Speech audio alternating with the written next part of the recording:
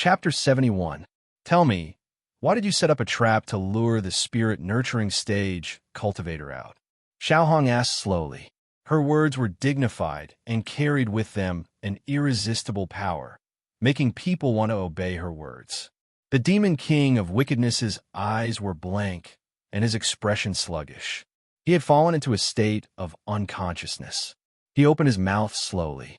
Luring the spirit-nurturing stage cultivator out was to activate the demon emperor's blood token.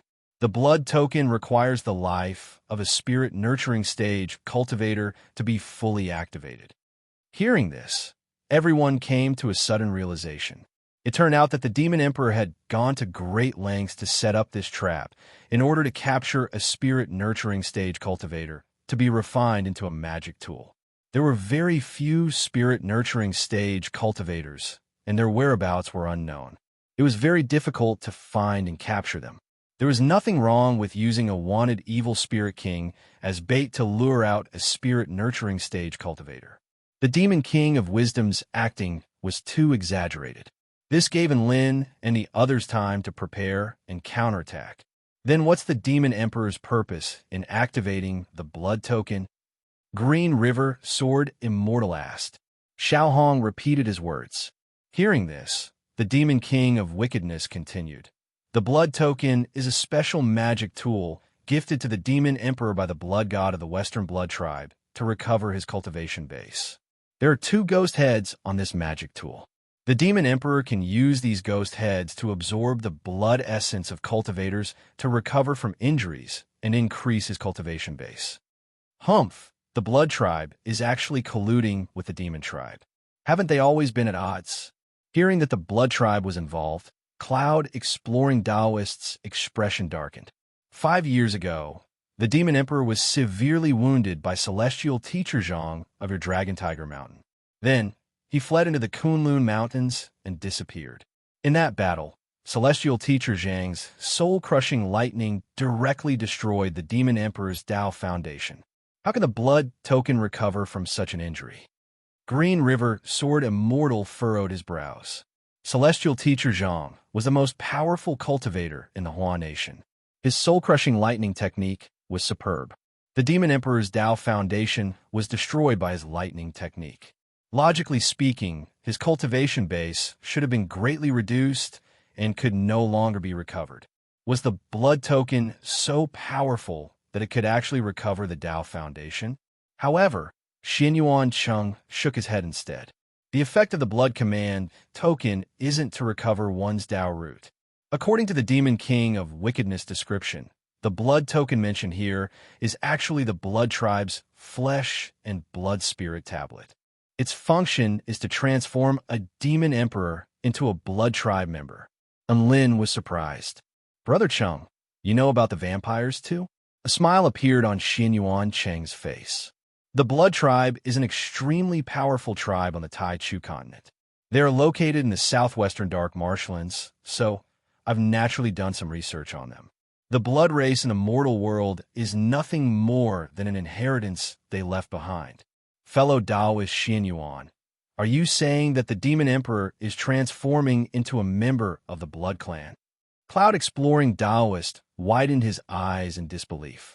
The other cultivators were extremely surprised as well, and they all looked at Xinyuan Cheng. The blood tribe did not need to form a spirit root. They only relied on the continuous strengthening of their flesh and blood to finally reach the level of a sage. This kind of cultivation method was completely different from the cultivation method of the devil race. Even so, the devil race could still transform into a member of the blood tribe. This sounded even more astonishing than restoring a destroyed Tao root. The flesh and blood spirit tablet can use the bodies of powerful cultivators to reconstruct the demon emperor's body. With the assistance of the blood tribe's bloodline, the transformation can be achieved. Therefore, I'm guessing that the demon emperor is definitely supported by at least 2 soul formation stage blood gods. Because to complete this transformation, 2 blood gods are required to maintain the operation of the spell formation. Xinyuan Cheng continued. 2 blood gods. Cloud Exploring Taoist frowned deeply.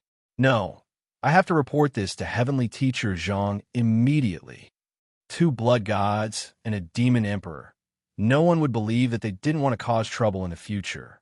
After that, Enlin and the others continued to ask the Demon King of Wickedness some questions.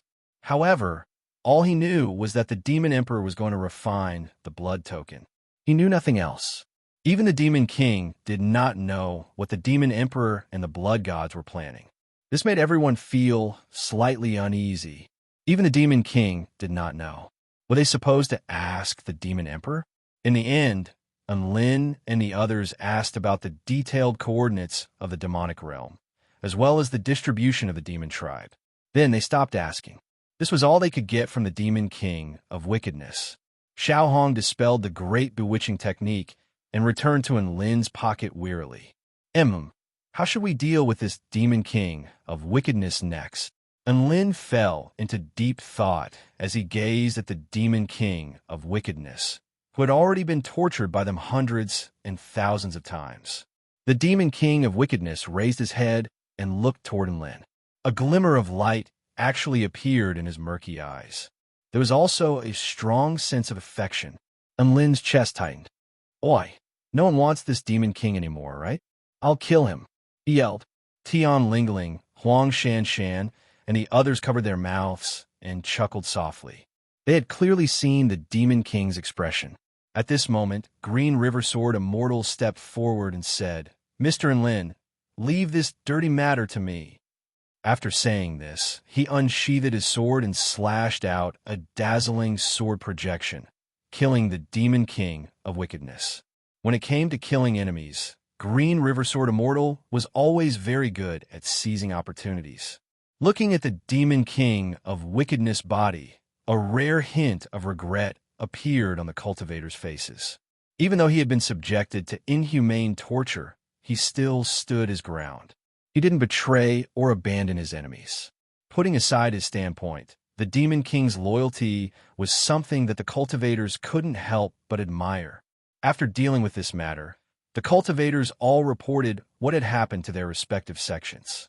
Xian Yuancheng and Su Xiaolan once again experienced the charm of technology.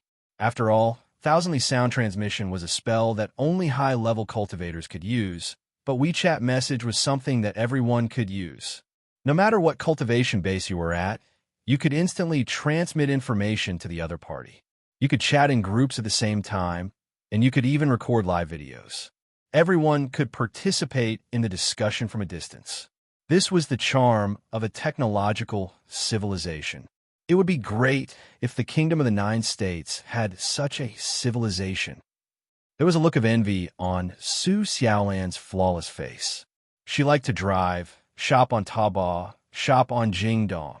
The Purple Star civilization before the Taichu continent was much more advanced than the civilization of the mortal world. However, you should know how tragic its fate was, right?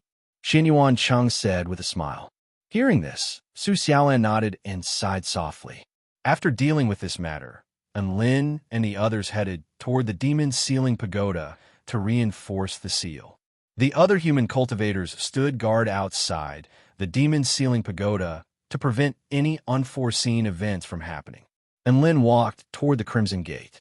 The terrifying aura emanating from the pagoda made one feel suffocated.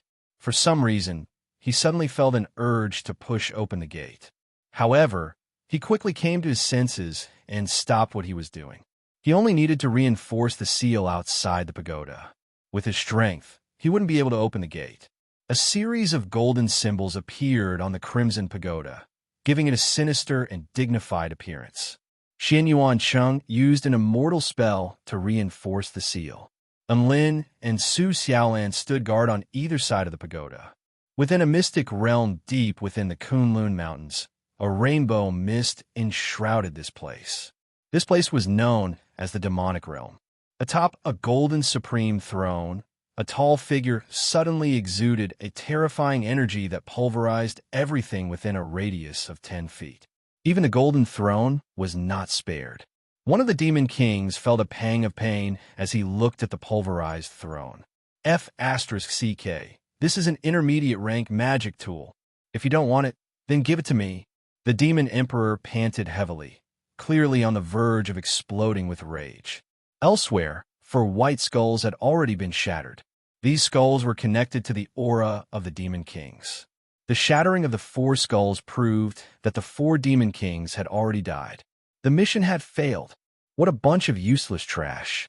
To think that they would all fall at the hands of a human cultivator. The demon emperor's voice was low as a frosty killing intent appeared. It looks like I have no choice but to do this myself. Chapter 72. Xin Yuan Cheng and the others had successfully reinforced the seal of the demon sealing tower. Nothing unexpected happened along the way, and the 3 of them were relieved. Now that the 100-eyed spider was dead and the seal of the demon sealing tower was successfully reinforced, Lin and the others could be considered to have successfully completed their mission in the mortal world. As for what the demon emperor and the blood god were up to and what they were going to do next, they didn't have the power to interfere. They could only report the specific situation to the celestial court. After the mission, the cultivators bid farewell to Lin and the others and returned to their sections. Huang Shanshan led Lin and the others to one of the reception points for the mission, Baiyun Temple. Baiyun Temple was located in a mountain far away from Rong City and was hidden by an invisible array. Its appearance was no different from an ordinary Taoist temple. It was simple and unadorned, and it was very peaceful. However, there was a teleportation array inside that could help cultivators travel between the celestial court and the mortal world. This teleportation was one way, and only the celestial court had the right to teleport. If the mortal world wanted to communicate with the celestial court, it could only be done through the white jade wall in the Taoist temple. And Lin used a brush to write the mission report on the white jade wall, and also wrote down the things involving the demon emperor and the blood race. The celestial court would probably have to send an earth immortal to deal with this matter properly. Done. After Lin finished writing, his whole body relaxed, as if a heavy burden had been lifted off his shoulders. Haha, we can have fun for the next 10 days. Su Xiaolan was also very excited and began to cheer. She cherished every day in the mortal world, and this short holiday was very worth looking forward to. A radiant smile appeared on Xin Yuan Cheng's face. What do you plan to do next? I plan to go to the Ministry of National Defense to visit the military weapons. I think it will be enlightening for me when it comes to weapon forging. Su Xiaolan smiled and said, I don't have any plans. I'm just going to have fun. And Lin echoed, Me too. After the shopping is over, I want to have some fun too. Huang Shanshan was speechless when she saw their behavior. They really wanted to say, Look at Xin Yuan Cheng's diligent and studious appearance. And then look at yourselves. Immortal Envoy Xin Yuan, call me if you want to visit the military weapons, and I'll arrange it for you, Huang Shanshan said. Then I'll have to trouble you. Xin Yuan Cheng smiled warmly at Huang Shanshan and nodded gratefully. Huang Shanshan was startled when she saw Xin Yuan Cheng smile. Then, she lowered her head shyly. Her heart was thumping violently. Oh my God! How could there be such a handsome man in this world? Korean oppas, Chinese fresh meats, all of them could step aside. Brother Xuanyuan's flawlessly handsome face is the #1 male god in my heart. Huang Shanshan made up her mind. She wanted to be Xin Yuan Cheng's personal, cotton-padded jacket, Pooh. No, it was his personal secretary. Ah, that doesn't seem right either. Who cares? She'll follow Brother Xin Yuan wherever he goes. Xin Yuan Cheng couldn't help but smile awkwardly at the sight of Huang Shanshan's blushing face. Huang Shanshan's blush deepened when she saw his smile, and her face turned even redder, all the way to her ears. And Lin and Su Xiaolan were both astonished to see Huang Shanshan's infatuated expression. The image that Huang Shanshan had painstakingly created as a cold and capable older sister was completely shattered by Brother Cheng's murderous smile. Her image was a complete mess. Tian Lingling stood silently off to the side as she secretly recorded this memorable scene with her phone. Shocking. The tomboy Huang Shanshan blushed at the sight of a man's smile. Behind all of this, was it the needs of work or the loss of emotions? Tian Lingling's bright eyes lit up, and she had even imagined the rest of the story for them. She was very happy to have one more trump card against Big Sister Shan Shan. And Lin and the others returned to the hotel and rested for a while. And Lin sat on a chair and pulled out the final shopping list from his storage ring. This list was the most difficult one, so he put last. There were only 3 items on the list. First, collect photos of 50 beautiful female cultivators in the mortal world. Second, collect a miniature intercontinental ballistic missile. Third, obtain Dongfang Shue's autograph. And Lin had joined the group, All Cultivators of the World Unite, to protect Earth together, and there were a few dozen female cultivators in the group. However, he only managed to collect photos of a few female cultivators when he snuck into their personal space. Presumably, most female celestial maidens didn't like to take selfies. Just as Lin was at his wit's end, an idea suddenly occurred to him, and he thought of Tian Lingling. In the end, he successfully handed this difficult task to Tian Lingling. Tian Lingling was as elated as a little rabbit after receiving the huge reward of 20 spirit stones, and she gladly accepted this task. In a mortal world, any problem that could be solved with spirit stones was a piece of cake. And Lin wasn't going to tell Tian Lingling that his friend had paid a total of 600 spirit stones for these photos. The first item on the list had been successfully dealt with, and he turned his attention to the second item. Missiles were a matter of national security, so they couldn't be obtained so easily. And Lin remembered that Xin Yuan Cheng was going to visit and study the Huan nation's military weapons, so he told him about this. Xin Yuan Cheng also readily agreed to help. As an immortal ambassador, collecting a miniature intercontinental ballistic missile wouldn't be too much of an issue as long as they negotiated a reasonable price. Thus, the second item on the list was temporarily dealt with.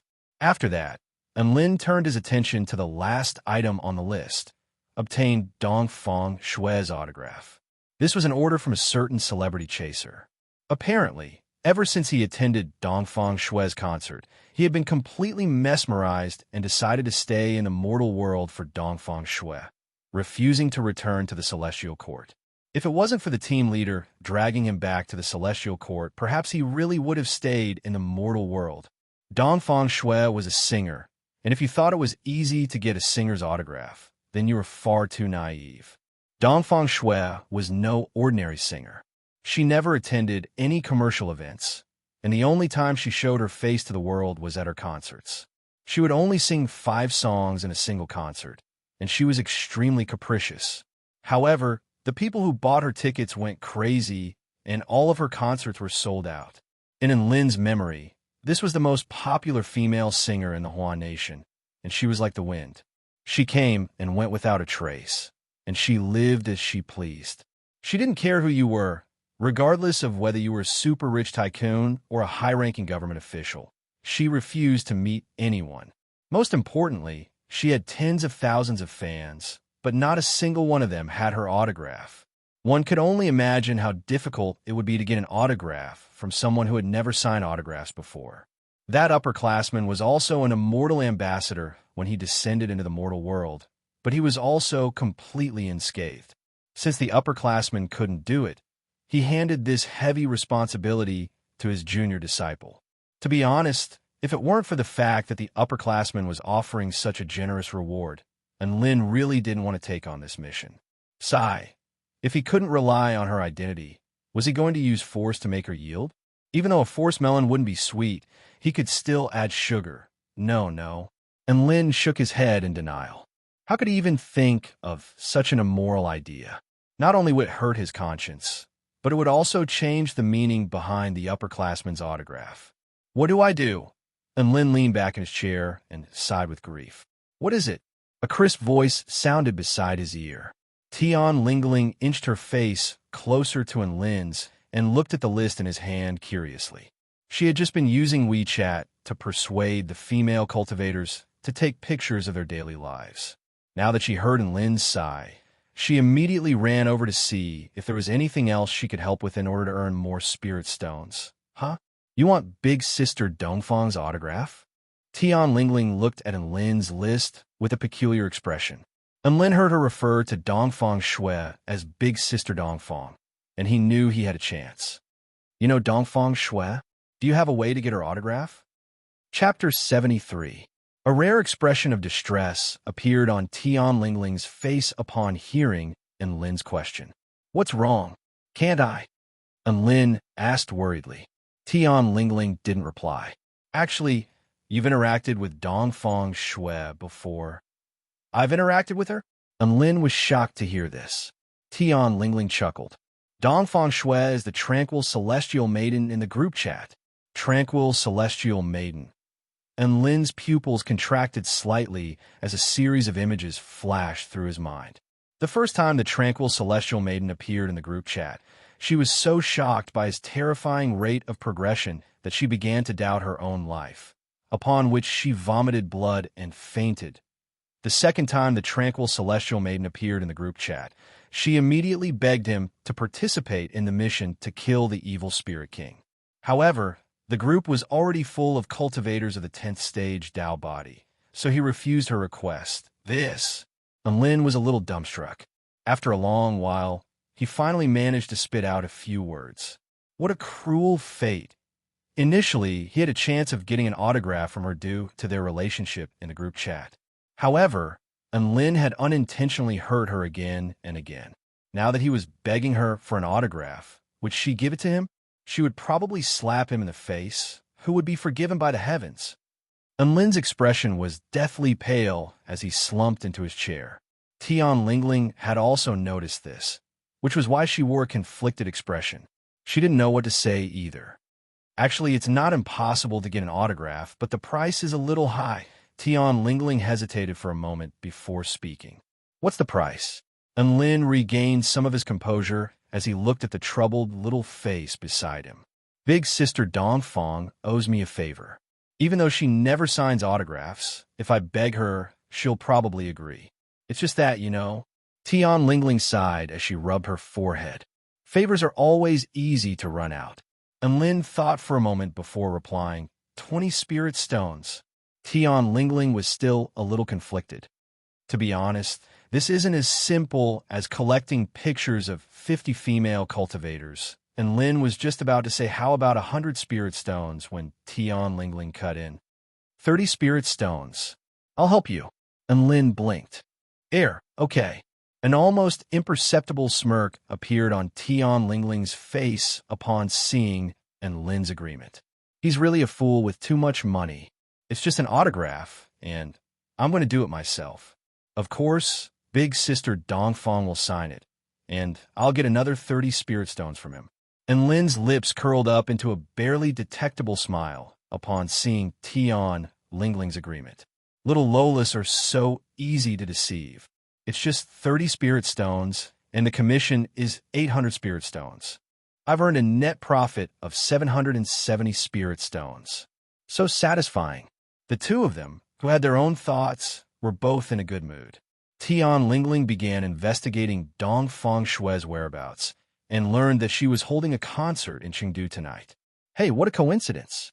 The right time, the right place, and the right people were all there. The night was just right, and the concert had just begun. And Lin and Tian Lingling would definitely make it if they rushed over now.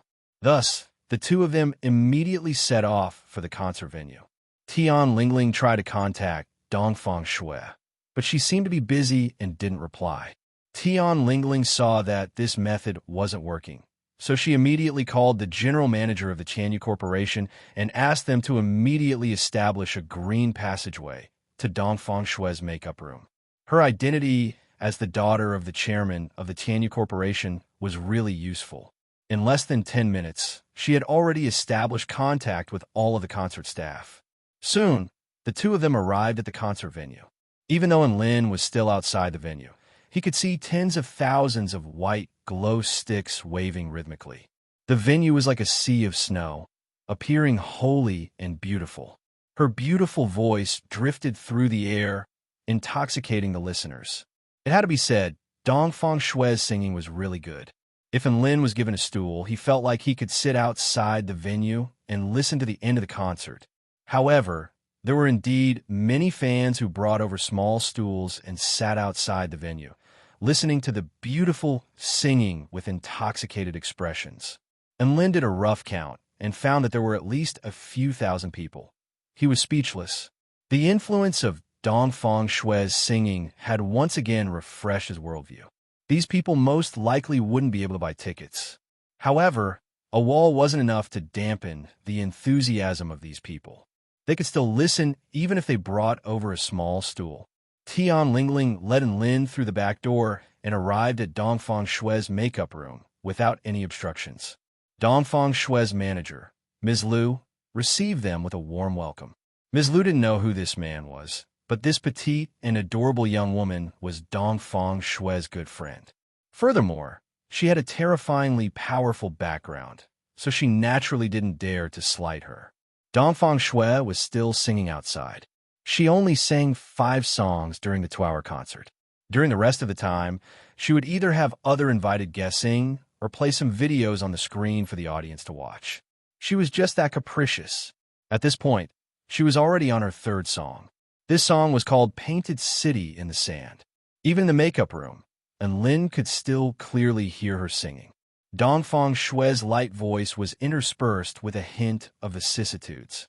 Her singing was imbued with the helplessness and desolation of the vicissitudes of life. As the audience listened, they couldn't help but think of a certain scene.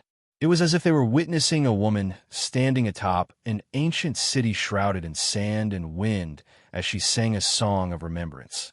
Singing could convey emotions, but it could also convey artistic conception. It was quite clear that Dongfang Shui had executed both of these aspects to perfection. The song drew to a close, leaving the audience with a lingering aftertaste. Dongfang Shui was about to return, but Lin was starting to feel a little uneasy. On one hand, it was because of the ill-fated relationship between them. On the other hand, it was because he felt like a fan who was about to meet his idol. That's right. Lin had already fallen. Light footsteps drew closer and closer as an extremely pleasant voice sounded. "Ms. Liu, brew a cup of jasmine tea for me." Just as the voice fell, a woman pushed open the door and walked in. She wore a long brown dress, and her figure was lithe and graceful. Her skin was as fair as snow, and her eyes were as limpid as autumn water. This was an extremely beautiful woman with a classical charm. For some reason, Lin's heart slowly calmed down at the sight of her. "Big Sister Dongfang." Tian Lingling pounced on her excitedly as soon as she caught sight of her, taking advantage of her height to bury herself in her chest. Dongfang Shui faltered at first before patting Tian Lingling's head with a doting smile. "Lingling, why did you suddenly decide to come to my concert? Didn't you say you weren't interested in my singing?" Lin was enraged upon hearing this.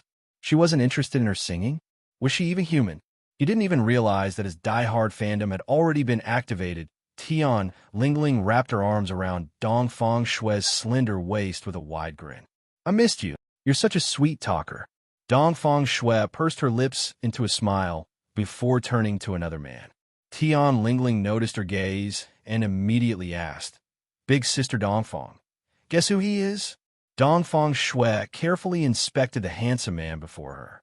The man was giving her a fawning smile, but she had no recollection of him at all. In the end, she could only shake her head in confusion. "Don't keep me guessing. Who is he?" Tian Lingling leaned over to Dongfang Shui's ear with a sly smile. "Do you remember fake Taoist priest Little in?" Dongfang Shui blinked upon hearing this as a series of memories surfaced in her mind. Then, her gentle and beautiful face turned from sunny to gloomy, and she took a deep breath. "Ms. Liu, see them out." Chapter 74. Dongfang Shui's manager, Big Sister Liu, was dumbstruck upon hearing this. However, Lin's heart shattered upon hearing the words "see off." This was the feeling of despair that a die-hard fan would feel after being hated by their idol. "Don't. Big Sister Dongfang, fake Taoist priest, is here to apologize to you for what happened in the past." Tian Lingling tried to dissuade her. She winked at Lin as she spoke. Lin came to his senses and immediately put on an apologetic expression. "That's right, calm celestial maiden. I really feel guilty about the unpleasant things that happened in the group chat, so I'm here to apologize." "You're here to apologize?" Dongfang Shui's expression eased a little. She had actually calmed down already. After all, what Lin had done in the group chat was very normal, and he wasn't targeting her. It was just that those invisible attacks had left too deep of an impression on her, which was why she reacted like that. That's right, and I'm also your diehard fan. And Lin's eyes lit up as he added, if he wanted an autograph, he would naturally have to ask for it as a fan. Furthermore, this was in Lin's heartfelt words, so he was very honest and sincere. Oh, really? The classic beauty in front of him had long and slender eyebrows, and her eyes slightly narrowed into crescent moons. She smiled and asked, you said that you were my diehard fan, so I have to ask you 3 questions first. Please go ahead, Celestial Maiden. Lin was getting a little nervous. Was this a test for an idol? How exciting. Dongfang Shui raised a finger. First question, do you think my singing is good? Lin was momentarily dazed upon hearing this. What the F***CK was this? He immediately replied, it's good. It's like the sound of nature. It's intoxicating. Dongfang Shui nodded with satisfaction upon hearing this. The second question is, how many of my exclusive songs are there? Painted City in the Sand, Fleeting Jade, Little Demon Sister, Little Fairy Fox, and Lin answered her questions fluently. These were all songs that dominated all of the major music charts. Even if he wasn't a fan of Dongfang Shui, he would still be familiar with them. Last question, Dongfang Shui stared at Lin with a mesmerizing smile on her face. Do you think I'm beautiful? And Lin was stunned once again. What the hell? What kind of question is this? Should I answer beautiful or not? Was this a 3-point question? Or did she have a special hobby of wanting others to call her ugly? There must be a reason behind this abnormality. And Lin was just about to reply, you're not beautiful. You're actually very ugly. He suddenly saw Tian Lingling looking at him and mouthing the word beautiful. And Lin immediately came to his senses and said, beautiful, like a fairy on a snowy mountain, elegant and refined. Dongfang Shui didn't think that not only wouldn't Lin answer a question, but he would also use metaphors as well. A bright blush appeared on her beautiful face, and she was clearly very pleased. And Lin was really confused this time. Oh my God, did he really just have to praise her beauty? What kind of stupid question was this? Was this really a test? Big Sister Dongfang, look, fake Taoist priest has already passed the test and is now your diehard fan. Aren't you going to give him an autograph? Tian Lingling latched onto Dongfang Shui's arm and got down to business. Tian Lingling knew that Big Sister Dongfang actually liked it when people praised her. To put more accurately, she was a little narcissistic. Hence, it was easiest to get things done when people praised her to the point where she was happy. Dongfang Shui was very happy, but she still shook her head with a firm expression after hearing Tian Lingling's proposal. I can't agree to that. You know that I never sign autographs. Ah, Lingling, please make an exception. Tian Lingling looked at Dongfang Shui with her large woof eyes. Dongfang Shui's expression wavered slightly, but she still didn't say anything. At this moment, a thought flashed through Lin's mind, and he pulled out a vial of pills from his storage ring before handing it to Dongfang Shui. Calm Celestial Maiden, this is a 7th grade spirit pill, the ice skin pill. It can make one's skin translucent and snowy white. Aside from that, it can also regulate one's blood essence and loosen one's meridians. I don't need this pill, so I'll give it to you as a gift. Dongfang Shui's final line of defense was finally shattered upon hearing that this pill could nourish one's skin. Mr. Lin, you're far too kind.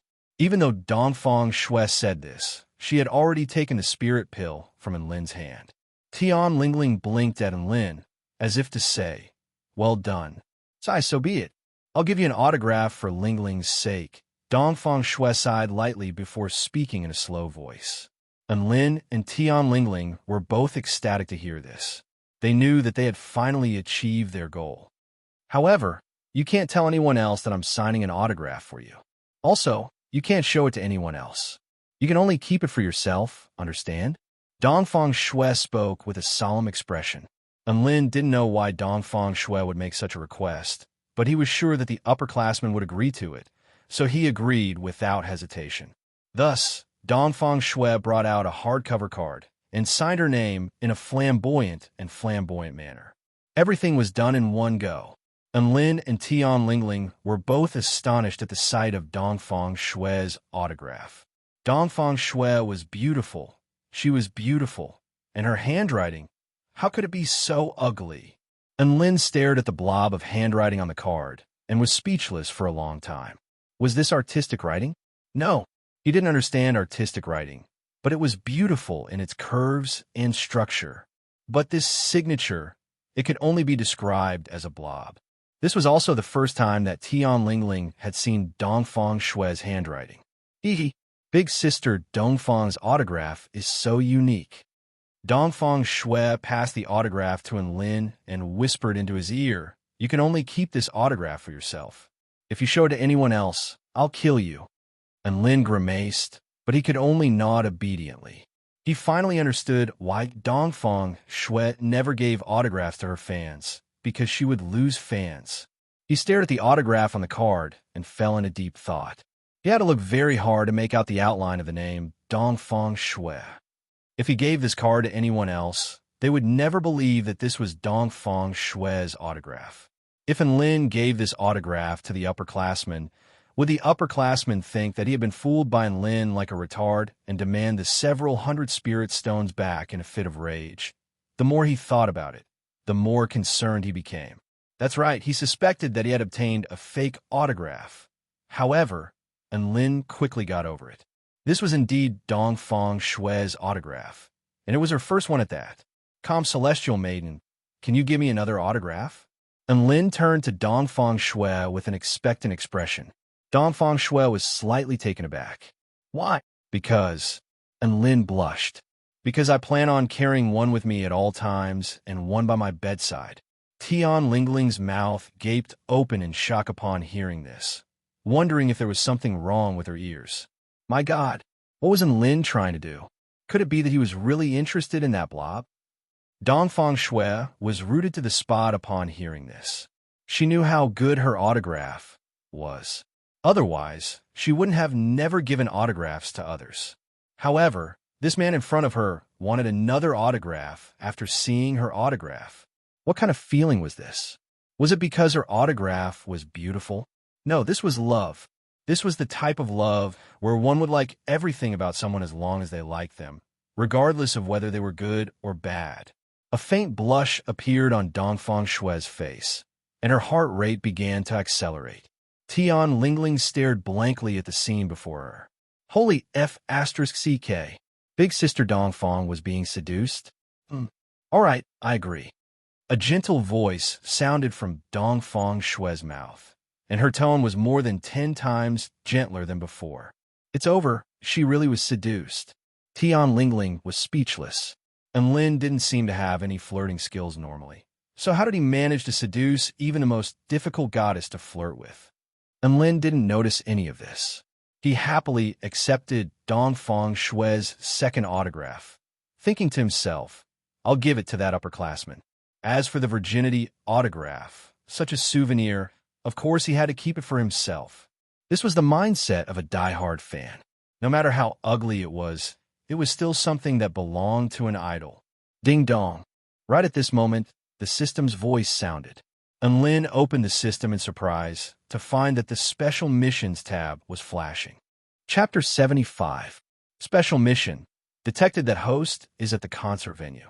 The following mission is hereby assigned. During the concert, sing a song that is genuinely loved by 80,000 audience members. Mission success. Receive a cultivation method. Divine inspection technique. Mission failure. Transform host into a celestial maiden. Note, this mission cannot be declined. And Lin, he really wanted to smash the system. Transform into celestial maiden and Lin? He might as well die. This system either didn't show up, or whenever it did, it would try to screw him over. Had it been led astray by Xiaohong? Sing a song that was genuinely loved by 80,000 audience members? F***ck. The entire concert venue only had 80,000 seats. Even if Dongfang Shui was extremely popular, he would still have to sing a song that would win over everyone's hearts. This difficulty was simply heaven-defying. and Lin's singing skills were decent, but there was a saying that those who had seen the ocean could not understand a single drop of water. Dongfang Shui's singing skills had already intoxicated all of the audience. With her as the center of attention, and Lin wanted to win over everyone with his singing skills. What a fool's dream. Did you know why there were so few famous singers at her concerts? It was because after listening to Dongfang Shui's singing, the audience would always feel that there was a huge disparity between the other singers. So, this is a singer? What the hell is he singing? Most famous singers didn't dare to sing at Dongfang Shui's concerts in order to protect their own reputation. In contrast, some of the lesser-known singers would often sing during Dongfang Shui's breaks, as they didn't fear anything. Their goal was naturally to fight for a chance to show their faces, so the evaluation was no longer important. The audience didn't have high expectations for these less famous singers. As long as they didn't sing out of tune, they would be fine. They were just there to spice up the atmosphere. If Enlin were to sing, the audience would first label him as a spice under Dongfang Shui's halo of suppression and the audience's halo of weakness. Under these two halves, he had to sing a song that would win over the entire audience. He only wanted to say one thing right now. F***CKU system.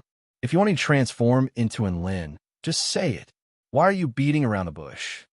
Enlin was in despair, but he had no choice but to accept reality. Should he give up on treatment and wait for his transformation? No. Even if the chances were slim, he would never admit defeat. Enlin would never be a slave. His fighting spirit had been ignited by the system. He wanted to struggle. He wanted to resist. Come, fairy, I want to sing at your concert. Enlin looked at the classic beauty in front of him and suddenly said, "What?" Tian Lingling immediately yelled. Wasn't Enlin here for an autograph? Why was he suddenly singing at Dongfang Shui's concert?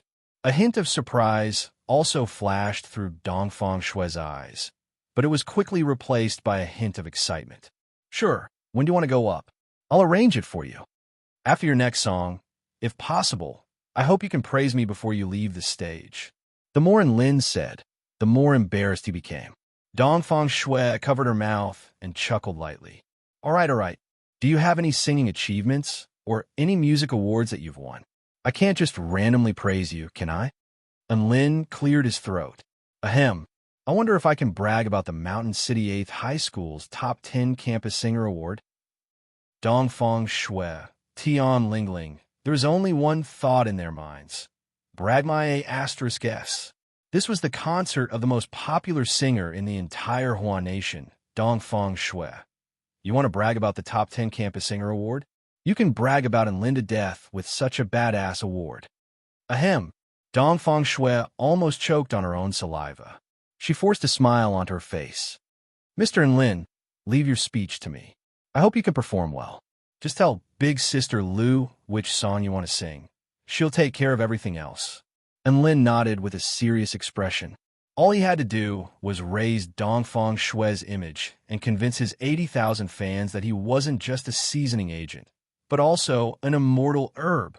That way, the audience's halo of debilitation would be weakened to the extreme. The halo of debilitation would be dealt with for now. What about Dongfang Shui's halo of suppression? He couldn't just let her go on stage and sing all she wanted. Then he could turn the tide and create a stark contrast between himself and her. If he did that, he wouldn't be able to convince Dongfang Shui, not to mention his own conscience. She was a narcissistic celestial maiden. How could she do something that would ruin her own image? Enlin was in a bit of a dilemma. Even if the audience didn't judge him based on his performance, and they even had some expectations of him, how was he supposed to win over the entire concert audience? Win them over with the singing skills of a top 10 campus singer? Even though Enlin was now a cultivator of the 10th stage Dao body and had an immortal body, his voice was much better than before. However, he had to admit that he was nowhere near Dongfang Shui's level. His singing skills were only on par with normal singers. However, Dongfang Shui was a top-notch singer. This was her concert, and the taste of the audience had been elevated to the heavens by her. There was no way he could win them over with his singing skills. Aside from his singing skills, what else did he have? Something that could seal the deal in one fell swoop. Seeing as his singing skills weren't up to par, he could only choose a song. Choosing a song that caught the audience's attention would often result in unexpected results. Suddenly, he thought of a song that had left a deep impression on him. The audience had never heard that song before, but the melody was extremely moving. If it was that song, there was a chance. Mr. and Lin, I'm going on stage to sing. Hurry up and choose a song. Dongfang Shui waved at Lin with a smile before making her way toward the stage. After Dongfang Shui left, Tian Lingling immediately made her way over to him. Hey, fake Taoist priest, what the hell are you doing? Why do you suddenly want to sing? A wry smile appeared on Lin's face. I have no choice but to sing, and I have to win over 80,000 people in the audience. If I fail, you'll probably see me in women's clothes every day. Tian Lingling's eyes widened in shock. She didn't know why Lin had to wear women's clothes if he failed, but it was still quite exciting to think about it. Mr. Lin, which song would you like to accompany you? Ms. Liu made her way over to him. It was almost Lin's turn to take the stage, so she had to make a decision. Lin shook his head. I don't need any accompaniment. I'll sing without any accompaniment. What? Ms. Liu was dumbstruck. He didn't need accompaniment at a concert? What a joke. Tian Lingling's eyes lit up. He didn't need any accompaniment. He was going to win over 80,000 people by singing without any accompaniment. Didn't that mean they'd be able to see Lin in women's clothes tomorrow? And Lin nodded toward Ms. Liu with a serious expression. He was going to sing a song he learned from Xiaoxian United University. No one in the mortal world knew how to accompany him. Hence, he could only sing without any accompaniment. Chapter 76. As Dongfang Shui's voice fell, the entire concert hall erupted into raucous cheers. After she finished singing, she did not leave as she usually did.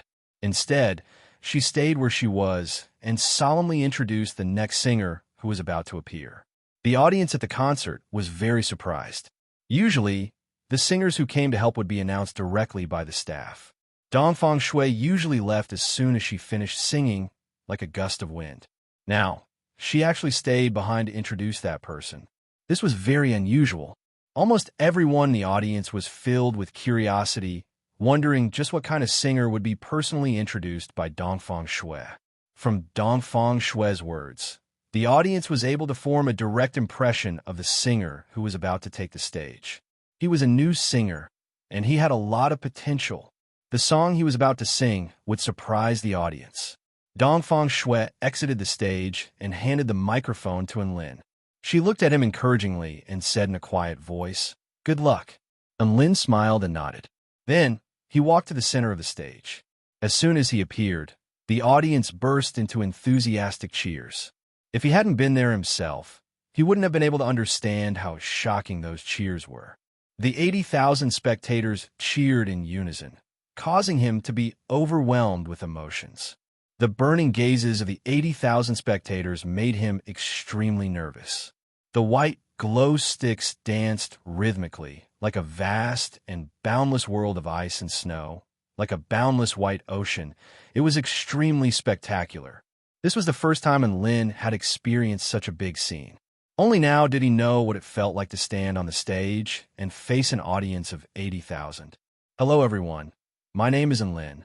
Next, I'm going to sing a cappella song called Taoist Scripture.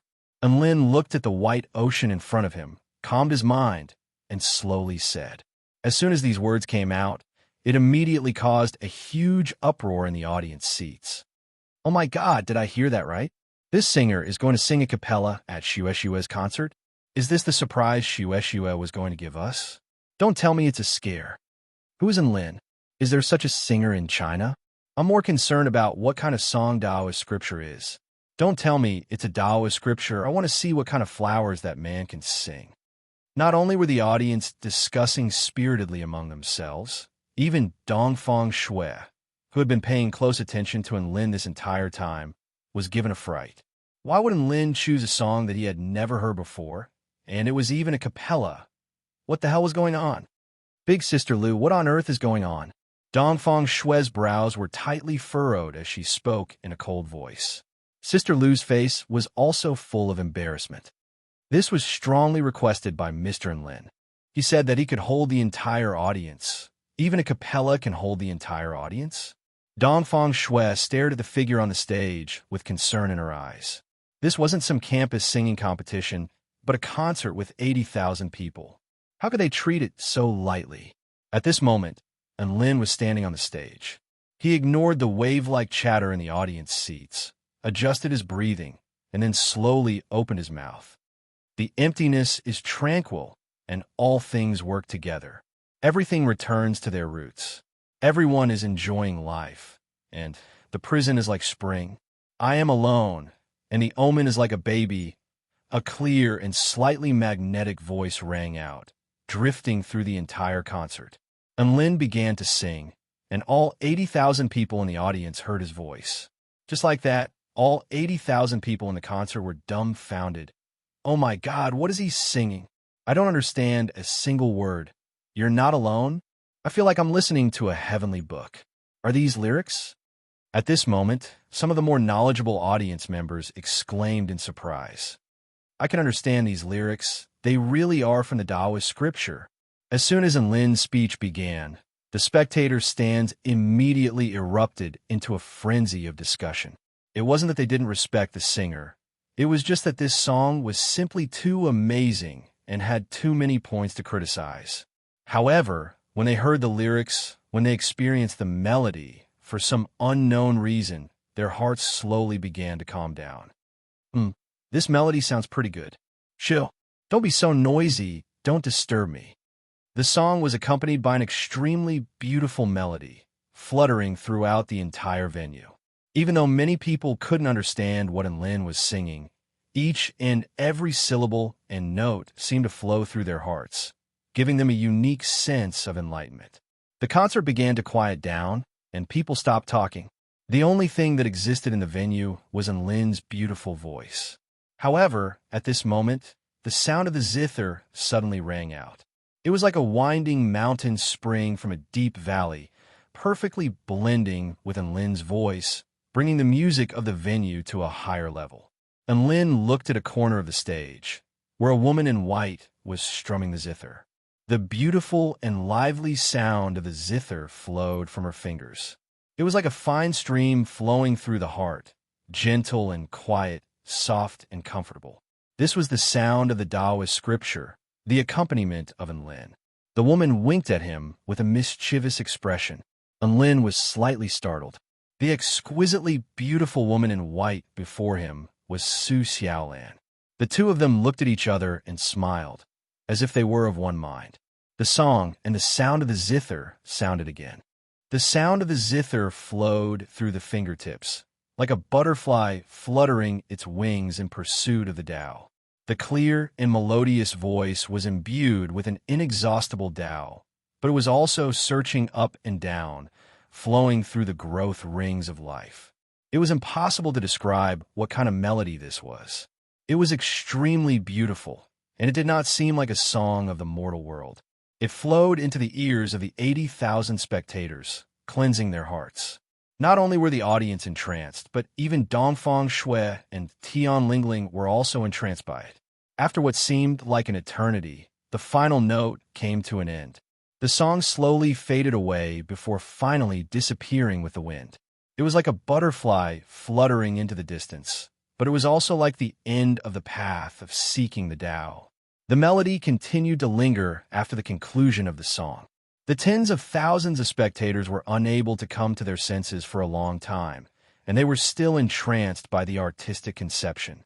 And Lin and Su Xiaolan held hands and bowed slightly to the tens of thousands of spectators. Clap, clap, clap, clap. Someone suddenly began to clap. Immediately afterward, the audience all put down the glow sticks in their hands and began to applaud. There were no waving glow sticks, no cheers. It was as if everyone had a tacit understanding. They didn't want to use glow sticks or cheers to destroy the artistic conception that was left behind. Everyone expressed their feelings in the purest way possible. All of a sudden, the entire concert venue erupted into applause. Chapter 77. Lin and Su Xiaolan exited the stage amidst the applause of the entire audience. The audience stared at the couple who looked as if they had walked out from a painting, their eyes burning with passion and reluctance to part. The audience gradually came back to their senses from the Taoist canon song, and all of them were extremely excited. I've been completely won over by this song.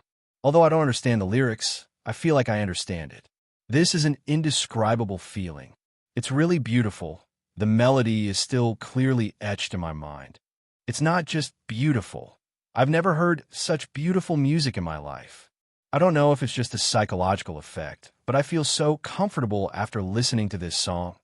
The singer's name is Lin, right? From today onward, he's my second idol. Let me search for his information on Shindu first. Someone pulled out their phone and searched for Lin's information on Shindu. Although I feel sorry for Shue and Lin, I'm definitely your fan.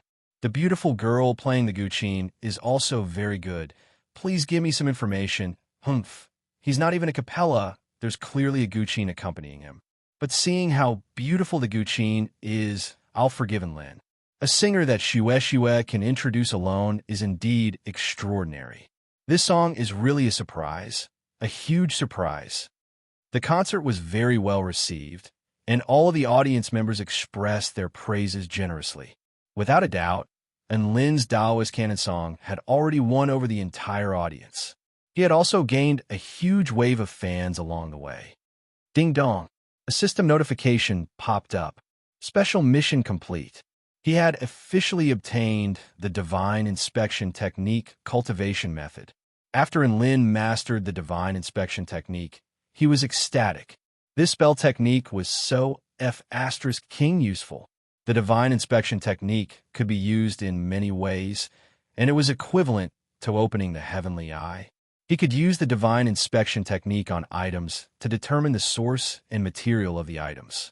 He could use the Divine Inspection Technique on cultivators in battle to determine the characteristics of the cultivation method they were using, and he could even find its flaws and flaws. He could even use the Divine Inspection Technique on spell formations, and he could see the life gate, death gate, formation core, and all sorts of flaws of spell formation at a glance. This Divine Inspection Technique was like a cheat code. No wonder the price of failure was to become a fairy. Sure enough, the risks and benefits were directly proportional. Now, Lin already had 2 cultivation techniques in his cultivation interface. Aside from the Divine Inspection Technique, there was also the Divine Might Technique. The God's Might Technique was a growth-type technique. The higher one's cultivation, the more powerful it would be. As for its function, it was actually to release pressure. The current Lin could make cultivators below the 5th stage Tao body faint from fear when he used the Divine Might Technique. It was able to make cultivators below the 10th stage Tao body feel an invisible pressure. To put it simply, it was a skill that could increase one's aura when dealing with minions. For the current Lin, this cultivation method was not very practical. Only when his cultivation increased would the effect of acting cool be obvious. Speaking of which, Lin's God of War system also had a requirement for progressing to the Spirit Nurturing stage. Spirit Nurturing initial stage, condition, consume 3 beast cores. Let's not talk about why he had to swallow the beast elixir and whether he would die after swallowing it. Just obtaining 3 beast cores was already an extremely difficult task. Spirit beasts that could condense beast cores were all spirit beasts. Their strength was on par with cultivators of the Spirit Nurturing stage. If he wanted to obtain the complete beast core, he had to completely crush them in terms of strength. This was because swords and sabers had no eyes. Even if he could kill the spirit beast in battle, the beast core would still shatter. Thus, if he wanted to obtain the complete beast core, he could only use other methods, such as extracting it from the spirit beast body at lightning speed. Within Lin's current strength, he couldn't do this. He could only rely on Big Brother Chung. When he encountered a spirit beast, he could beg Big Brother Chung to step in and extract its beast core. Spirit beasts were extremely rare on Earth. Thus, he could only make plans for progressing to the Spirit Nurturing stage after returning to the Tai Chu continent. And Lin calmed himself down and tossed the matter of the system to the back of his mind. He glanced at the woman beside him and said with a smile, "Your sudden appearance is really a pleasant surprise for me. How'd you do it?" There was a smile on Su Xiaolan's flawless face. I was at the concert venue just now. I wanted to listen to the most popular singer in the mortal world sing, but I didn't expect to hear from her that the next singer to take the stage was you. Haha, to be honest, I was also very surprised. However, I later discovered that you were actually singing the Taoist scripture. How can this song be performed without accompaniment? Thus, I came on stage out of friendship and cooperated with your performance. Su Xiaolan continued to smile as she looked at Enlin. Enlin was extremely moved. If he had sung the song without accompaniment, it could only be said that he had a chance to make the audience mesmerized. However, with Su Xiaolan's zither accompaniment, the two combined and the effect was more than doubled, directly expressing the Taoist scripture perfectly. It was also because of this that his performance was a huge success. It could be said that Su Xiaolan had helped him preserve his dignity as a man and protect his penis.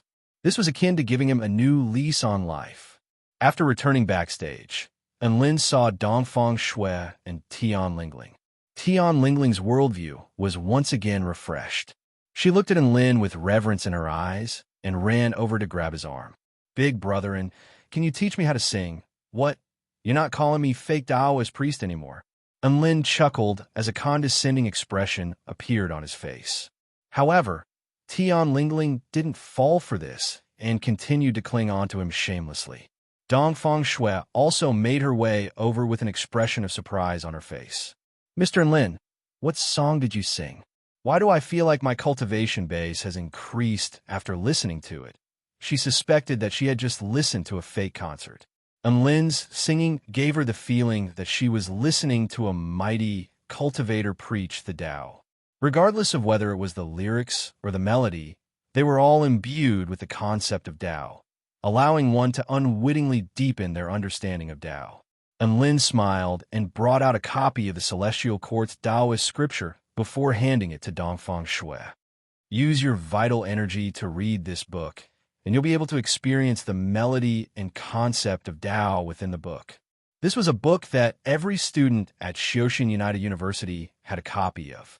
Reading it regularly would help students deepen their understanding of Tao, and they could also sing it along with the melody so that the audience would be able to experience the concept as well. Enlin and Su Xiaolan had read this Taoist scripture countless times, and they had memorized it by heart. It was exactly because of this that the two of them were able to coordinate so well on stage. Thank you, Enlin. Dongfang Shui accepted the Taoist scripture with a joyful expression and held it in her arms as if she were holding an extremely precious treasure. Tian Lingling had pestered Enlin to teach her how to sing because she wanted to learn how to sing the Taoist scripture. Now that the Celestial Court's Taoist scripture was in Dongfang Shui's hands, she immediately threw herself into Dongfang Shui's arms and giggled. Big sister Dongfang, let's go read. All right. Dongfang Shui smiled sweetly and ruffled Tian Lingling's short, chestnut-colored hair before leading her into the lounge. Bye-bye, fake Taoist priest. Tian Lingling made a face at Enlin before following Dongfang Shui away without looking back. Enlin didn't know whether to laugh or cry at the sight of Tian Lingling's sudden change in attitude. In the end, he and Su Xiaolan made their way to the concert venue and listened to the entire Dongfang Shui concert.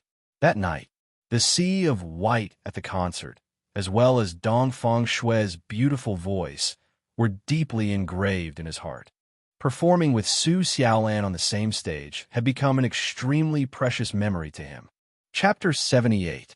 The mission assigned by the Celestial Court to descend to the mortal world had been completed, and the shopping for his upperclassmen had also come to an end. It could be said that Enlin had regained his freedom and was completely at ease. On a sunny day, he wore casual clothes and got on the train to Shanxing. The matter with the Celestial Court was over. Now, it was time for him to bid farewell to the mortal world. Speaking of which, the reason why he was able to come into contact with a whole new world was all thanks to the 2 million gambling debt that his ***starred father owed him. Enlin's father was in Mingchuan, and he used to be the CEO of a small construction company. Before his mother passed away, he had been living a comfortable life. At the very least, he didn't have to worry about food or clothing. However, a car accident took his mother's life. Because of this, his father became extremely depressed, and in order to relieve stress and release his emotions, he became addicted to gambling. Gambling breeds greed, and his father was no exception. Every time he gambled, he hoped to win more, but it was actually just to pave the way for him to lose more. His assets were gone, but it was fine. He could bet the house and try to earn it back. Then, the house was gone. What could he do if the house was gone? He couldn't just sleep on the streets, could he? He had to earn the house back. In the end, he was in debt of $2 million. There was no way to return the money, so he could only run away. Before running away, and Ming Chuan gave Lin a call. "Little Lin, your dad lost money outside. I'm going to lie low for a while. You should hide as well." "And Lin, Dad, how much did we lose?" "And Ming Chuan, $2 million. And Lin, F***CKU. Are you crazy?" Then, Lin angrily hung up the phone. If he went into hiding, what would happen to his classes at Huaqing University? The person who owed the debt was his father. Why would he go into hiding? Lin chose to continue his classes. Then, he was captured by the debt collectors. They didn't care about the rule of law. They just dragged him out to do hard labor without any hesitation. It was fine if Ming Chuan didn't pay the debt, but your son was working himself to death anyway. Every day he didn't pay the debt, your son would have to suffer inhumane torture. Just like that, Lin couldn't stand the torture and ran out. Finally, on the roof of a building, he met the person who completely changed his fate. Lin walked on the ups and downs of the mountain city, recalling the past. It had clearly been less than a year, but to him, it seemed like a long time had passed. The dusty past was slowly recalled, as if it was a lifetime ago. Finally, he reached the entrance of a building. Looking up, there was a plaque with the words Hongda Construction Investment Company Limited written on it.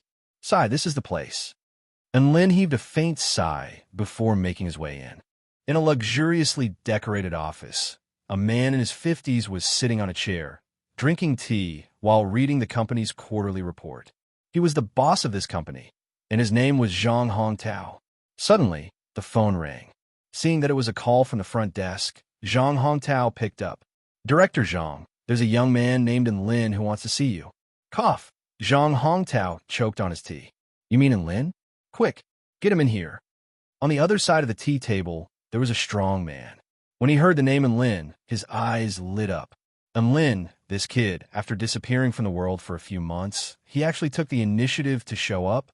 That strong man was Huang Feibiao, the leader who led the chase for Lin. Not long after, a young man knocked on the door and entered. When Zhang Hongtao and Huang Feibiao saw the person, they were slightly stunned. He looked the same as before, but his temperament was completely different. Now, there was more confidence and determination between his brows, and he was no longer weak like before. "Lin, I didn't expect you to come here again." Zhang Hongtao looked at the young man in front of him and smiled. It could be said that this place had left an extremely painful experience for Lin. Back then, he had tried every possible way to escape. Now that he had taken the initiative to come here, Zhang Hongtao was a little surprised. "Actually, I'm here to return the money." Lin took out a bank card and said to the man in front of him, "Return the money? Return what money?" Director Zhang was confused. Lin was also dumbfounded upon hearing this. Holy F***CK. How can you forget that someone owes you millions? Return the $2 million. And Lin's lips twitched as he gritted his teeth. F***CK. He was just about to throw a bank card on the table to show off. However, with that dumbfounded look on the other party's face, what kind of show was he putting on? At this moment, Huang Feibiao couldn't help but ask, "Have you not seen a Ming Chuan yet?" And Lin was confused. "What do you mean by that?" "Huang Feibiao. And Ming Chuan has already returned all the money he owed." And Lin's pupils contracted upon hearing this. How is that possible? It's only been less than a year. How did he manage to gather over $4 million? We don't know about that. You should hurry up and go see him. He comes to our company every other day to ask for you, insisting that we won't release you after you've returned the money. He's not keeping his word. But you really have disappeared from the face of the earth. What can we do? We're getting a headache from him. Director Zhang spoke with a resigned expression. Do you know where he is? How can you contact him? And Lin continued to ask. His father had already changed his phone number in order to avoid his gambling debts, so Lin had no idea where he lived. Zhang Hongtao smiled. We don't know his address, but we do have a phone number. Hurry up and call him so he doesn't keep bothering us. After receiving the phone number, Lin wasn't in a hurry to make the call. Instead, he walked out of the entrance of Hongda Construction and Investment Limited and dialed another number. Hello, is this Wang Shan? I want to ask you for a favor. Help me look up information on Ming Chuan, my father. All right, thank you. He hung up the phone and took a deep breath before walking aimlessly on the road. The sun was scorching hot, and it scorched the earth. However, he didn't care in the slightest. All he could think about was his father. To be honest, he never would have thought that his father would be able to pay off his gambling debts. This made him feel extremely conflicted. The hatred in his heart lessened and was replaced by a sense of worry and joy. Could it be that his B***star dad had made a comeback? 2 hours later, Huang Shanshan called with a very detailed message. His father had only paid off his gambling debts of over 4 million yuan because he had borrowed money from some of his friends. One of his best friends had lent him close to 1 million yuan. His other friends had also lent him bits and pieces of money, and that was how he had managed to raise over 4 million yuan. Thankfully, his father had helped many of his friends. Otherwise, he wouldn't have been able to raise so much money in such a short time. Right now, he was working as the assistant project manager for a residential area project under Blue Ocean Construction Company. During the day, he would work at the construction site, and at night, he would take on some design jobs to pay off his debts. And Lin hurriedly wrote down the address and hurried over after hearing this. At dusk, the heat dissipated and the temperature began to drop. The construction site was quite far from the city, so his father lived in a makeshift house near the construction site. The makeshift house was about 20 square meters in size, and it was filled with all sorts of items. However, it had been tidied up neatly without the slightest hint of clutter. And Lin had already arrived at the door of the makeshift house, but he didn't go in. He stared at the familiar figure through the window. Chapter 79. Even though they had only been apart for about a year, and Lin's eyes began to well up with tears as he looked at his father's back. What's with all that white hair? He's only 50 years old. His white hair was intermingled with his black hair, making him appear particularly eye-catching, like silver needles stabbing into Lin's heart. It had only been a year. What could have happened to cause such a drastic change in his father? And Ming Chuan cooked a bowl of spicy noodles in his room before turning on the TV and eating the noodles. He really enjoyed watching TV while eating noodles. He felt that the sizzling sound of the noodles was more appetizing when paired with the sound of the TV. Even now, some of his habitual actions didn't seem to have changed at all. For example, before eating noodles, he would rub his hands together for no apparent reason before picking up his chopsticks. A familiar feeling welled up in Lin's heart upon seeing this. When he was younger, he would also imitate his father's actions before eating noodles and rub his hands together for no apparent reason. His mother would stand off to the side and watch the two of them rub their hands together in amusement. It was a very heartwarming feeling, but it was a pity that this scene could never be repeated again. On the TV, the beautiful host was broadcasting an entertainment news. Yesterday, a mysterious singer by the name of Lin appeared at Dongfang Shui's Asia Tour concert. One of his songs, Taoist Scripture, caused a huge stir at the concert. Now, this song has quickly become the #1 song on all of the major music charts. Now, let's enjoy this Taoist scripture together. And Ming Chuan's hands trembled slightly upon hearing this news. He raised his head and stared intently at the TV. The image changed to the concert venue, and a familiar face appeared before him. And Ming Chuan's eyes were wide open, and wrinkles appeared on his forehead as his breathing quickened. And Lin started off by singing a cappella, and his beautiful voice was transmitted through the TV. His clear voice was tinged with a hint of vicissitudes, and the beautiful melody drifted throughout the entire room. If one didn't listen to the Taoist scripture at the concert venue, they would miss out on the concept of Tao. However, this Taoist scripture was already top-notch just from the melody alone. Therefore, after it was spread to the internet through the media, it still ushered in a wave of explosive listenership. The freshly cooked noodles were still emitting hot steam. The slurping sound of noodles disappeared in the room, leaving only Enlin singing. The noodles between Mingchuan's chopsticks had already turned cold, but he didn't notice. It was unknown whether he was intoxicated by the song or intoxicated by the familiar figure. Finally, on the TV, Enlin held hands with the zither-playing beauty.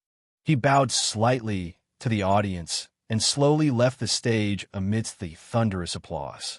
The television screen switched back to the host, who began to comment on the song and the phenomenon it caused. And Mingchuan came to his senses and excitedly picked up his phone before dialing that familiar number again. "Sorry, the number you have dialed is unavailable." He put down his phone with a forlorn expression and picked up his chopsticks again. He lowered his head and sniffled as he rubbed his eyes. "Why are these noodles so spicy? It's getting into my nose and eyes," he murmured. And Lin also rubbed his eyes as he watched the figure continue to eat his noodles. Just like how his father rubbed his hands while eating noodles, his actions were as coordinated as ever. Over the past year, he would often complain about how his father had screwed him over. If it wasn't for this bastard of a father, he wouldn't have been forced to drop out of school and be tortured. However, he had forgotten how his father had taken care of him in the past. He didn't see how his father had lowered himself to the point of forsaking his dignity to borrow money. He also didn't know why half of his father's hair had turned white in less than a year's time. The only thing that Enlin knew was that his father would go to Honda Construction and Investment Corporation every few days to beg President Zhang to release his son. Although his father probably knew in his heart that his son was no longer there long ago. That's right, his father's gambling habit was indeed a bastard. But what had Enlin done for his father? It seemed like he hadn't done a single thing for him up until now.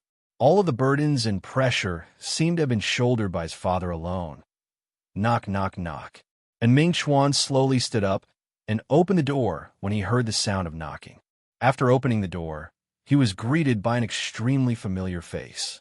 He froze as his hands gripped the door handle tightly, his hands trembling slightly. "Lin, little Lin, you're here?" And Mingchuan's lips trembled as he stared blankly at the young man in front of him. And Lin's eyes were a little red as he squeezed out a smile and lightly hammered the man's chest with his fist. "You gambling addict, I've finally found you." "What? You're blocking the door and not letting me in." Come in, come in." And Mingchuan was afraid that Enlin would run away, so he grabbed his hand and pulled out a chair. Seeing Enlin sit down, and Mingchuan also sat down excitedly. He stared at Enlin as if he were looking at some kind of beauty, unable to take his eyes off of him. "Little Lin, are you hungry? Do you want Daddy to make you a bowl of noodles?" And Mingchuan asked expectantly. "Sure, I haven't had dinner yet." And Lin nodded. Hearing this, and Mingchuan ran into the kitchen happily and began to busy himself. And Lin's heart slowly calmed down as he looked at the busy figure in the kitchen and the fragrant aroma wafting through the air. Soon, a bowl of piping hot noodles was brought over, and Mingchuan's bowl was also filled with noodles. "I'll eat with you," he said with a smile. The two of them sat at the same table and slurped down on the noodles. The chili peppers made their eyes turn red. "Little Lin, I'm so sorry for putting you in that kind of situation. Go back to school. I'll think of a way to take care of everything else. I promise it won't affect your studies anymore." And Mingchuan suddenly said. And Lin raised his head and looked at his father. Something in his heart tugged at his heartstrings again. "Dad, didn't you watch TV? I'm a famous singer now. It's fine even if I don't go to school." And Lin replied. And Mingchuan immediately became anxious upon hearing this. "Little Lin, listen to me. Finish your studies first. Knowledge is the most important thing these days. With knowledge, you'll be able to live a good life no matter what happens. Look at me. Even though I lost my company, I can still earn a lot of money with my own abilities. With your dad here, you don't have to sing to earn money. We don't have to worry about not having enough money to spend. Go back and study." A smile appeared on his sun-tanned face as he spoke. His eyes shone brightly. "With Dad here, that's right, it feels so good to have someone to rely on. No matter what happens, there's always someone to stand in front of you and shield you from the wind and rain." It had been a long time since he had experienced such a feeling. It had been a year since he had come back. An indescribable sense of warmth welled up in his heart as he looked at his elderly father saying these words. A smile appeared on Lin's face, but the tears that were welling up in his eyes continued to flow uncontrollably. He felt like this was his home. This was where he belonged. And Lin was a cultivator, so he could sense his father's physical condition. Working day and night had already worn out his father's body. His elderly features and his half-white hair were the result of overwork and mental stress. If he allowed his father to continue like this, then what the F***CK was the point of him cultivating? And Lin gripped his father's hand tightly and spoke with an extremely determined expression. Dad, I'll take care of you from now on. Chapter 80. You'll support me? And Mingchuan's heart suddenly trembled as he stared blankly at Enlin. Soon, he came to his senses and shook his head. No, I already told you, I don't need you to sing to earn money. Go finish university first. Enlin said firmly, that's not what I meant. I don't have any plans to earn money from singing. What I meant was, I already have enough money to support you. Saying this, Enlin pulled out a bank card from his pocket. There's over 350 million RMB in this card. Spend as much as you want. We don't lack money. And Mingchuan was dumbfounded once again. He stared at the card for a long time before saying hesitantly, Little Lin, don't joke around at a time like this. And Lin shook his head with a serious expression. I'm not joking. If you don't believe me, Dad, let's go check the ATM right now. And Mingchuan looked at Enlin and could tell from his expression that Enlin wasn't lying to him. Moments later, and Mingchuan spoke again with a serious expression. Little Lin, tell me the truth. Where did you get the money? Did you win the lottery, or did you win it with some amazing gambling skills? And Lin's chest tightened upon hearing this. Don't mention gambling. We're still good father and son. And Mingchuan smiled awkwardly. He really didn't understand how he could earn over 300 million RMB in less than a year. Even if he could earn money from singing, hadn't Enlin just debuted? Where did he get the money from? Enlin knew what Mingchuan was confused about, so he didn't hide anything. Dad, I'll tell you the truth. I'm actually cultivating right now. I can have as many of these worldly possessions as I want. And Mingchuan blinked. What did you say? I said, I'm actually cultivating right now. Like the immortals in the TV shows, understand? And Lin repeated, Oh, I get it. And Mingchuan was enlightened. You're saying you're acting in a TV show? You're acting as an immortal cultivating? And Lin, he knew that his dad wouldn't believe him if he didn't do something. Dad, watch my performance. Hearing this, and Mingchuan looked toward Enlin. Enlin made a hand seal, and the spicy noodles in the bowl trembled as if they were being pulled. Then, the noodles flew up like a living loach and flew into his mouth. The noodles and broth were continuously sent into his mouth, and all he had to do was to move his mouth and chew. And Mingchuan's mouth gaped open in shock, as if he had seen a ghost. He had never imagined that eating noodles could be done in such a way. After eating a few mouthfuls of noodles, and Lin smiled at Mingchuan. How is it? Amazing. What kind of magic is this?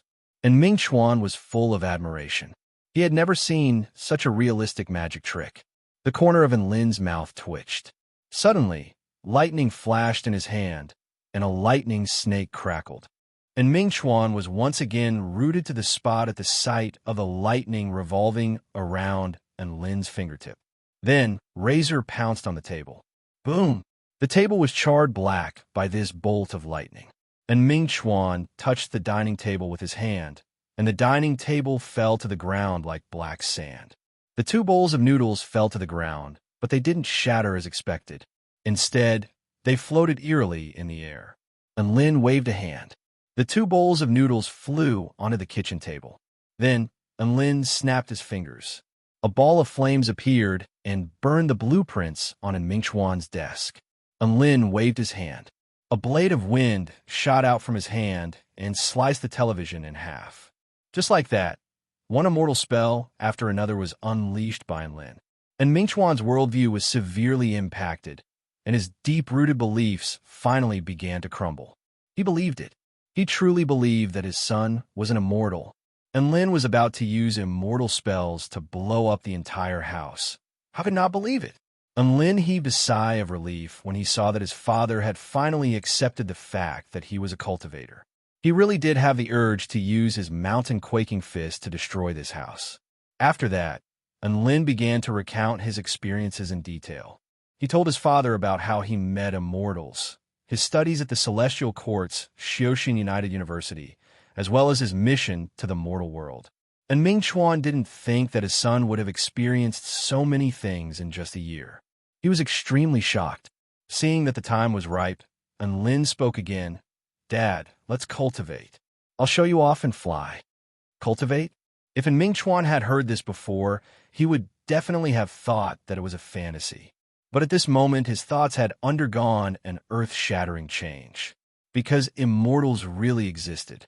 How could he give up on a chance to become a true immortal? But my age is no longer suitable for cultivation, and Ming Chuan said hesitantly, "You're indeed too old. You'll be much slower." However, Enlin's expression was extremely resolute as he continued to speak. "But I told you, I'll take care of you from now on. So what if I'm old? Pills, spirit stones, and cultivation methods can all make up for this. Dad, please believe me. One day, I'll definitely take you to the heavens."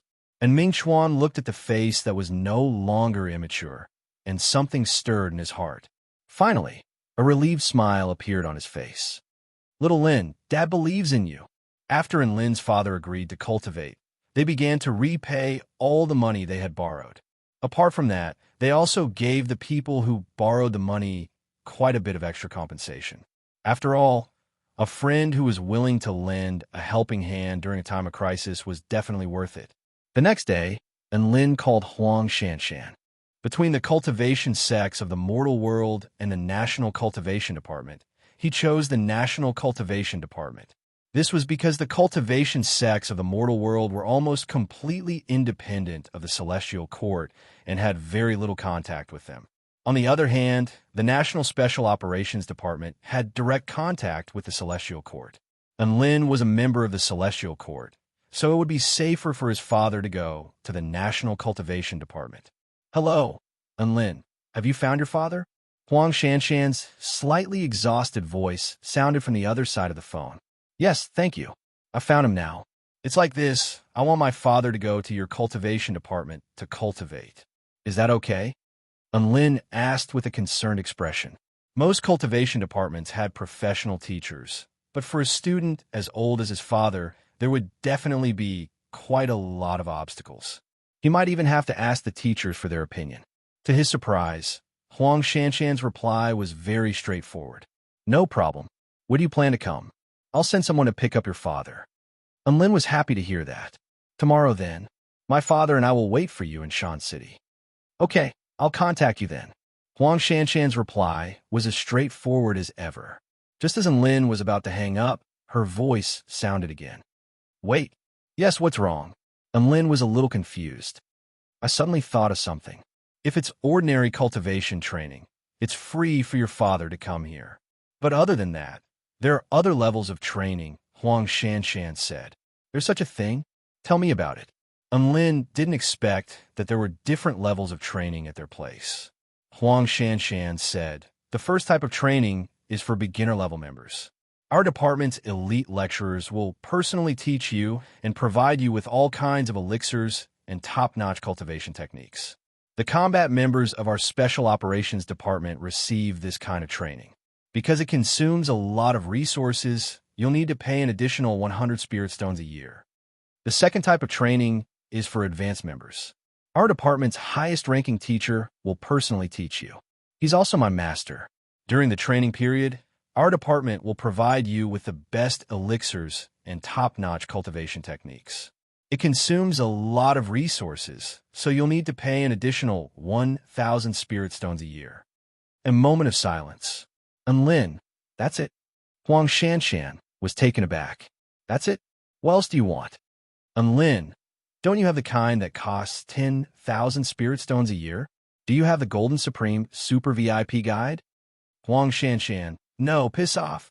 "Enlin, then I'll have the advanced member guide." A helpless murmur sounded from the other side of the phone. "Sigh, it's only 1,000 spirit stones a year. Can it teach my father well?" Huang Shanshan almost burst into tears when she heard this. "What the F***CK? Is 1,000 spirit stones a small amount? Can we just talk nicely? This is so hurtful. Speaking of which, how much money does Lin have? Is he a nouveau riche in the cultivation world? Isn't Lin looking at me like I'm a beggar? Huang Shanshan felt more and more like a poor C** in tea. The more she thought about it, the more disappointed she became. She didn't even have the mood to complain anymore. If there's nothing else, I'm hanging up.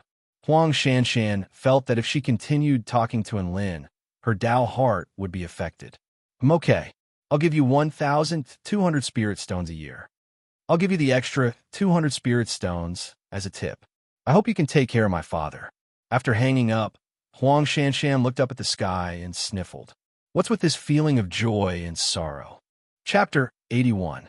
Lin and his father strolled around the mountain city for a day, from Geli Mountain to Hongya Cave, and finally stopped at the Liberation Monument to look for beauties. The father and son had too much to talk about, so they chatted nonstop.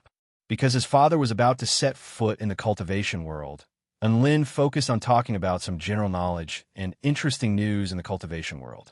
However, his father's attention was not on the same channel as Lin. In this day, he instigated Lin 8 times to pursue Su Xiaolan.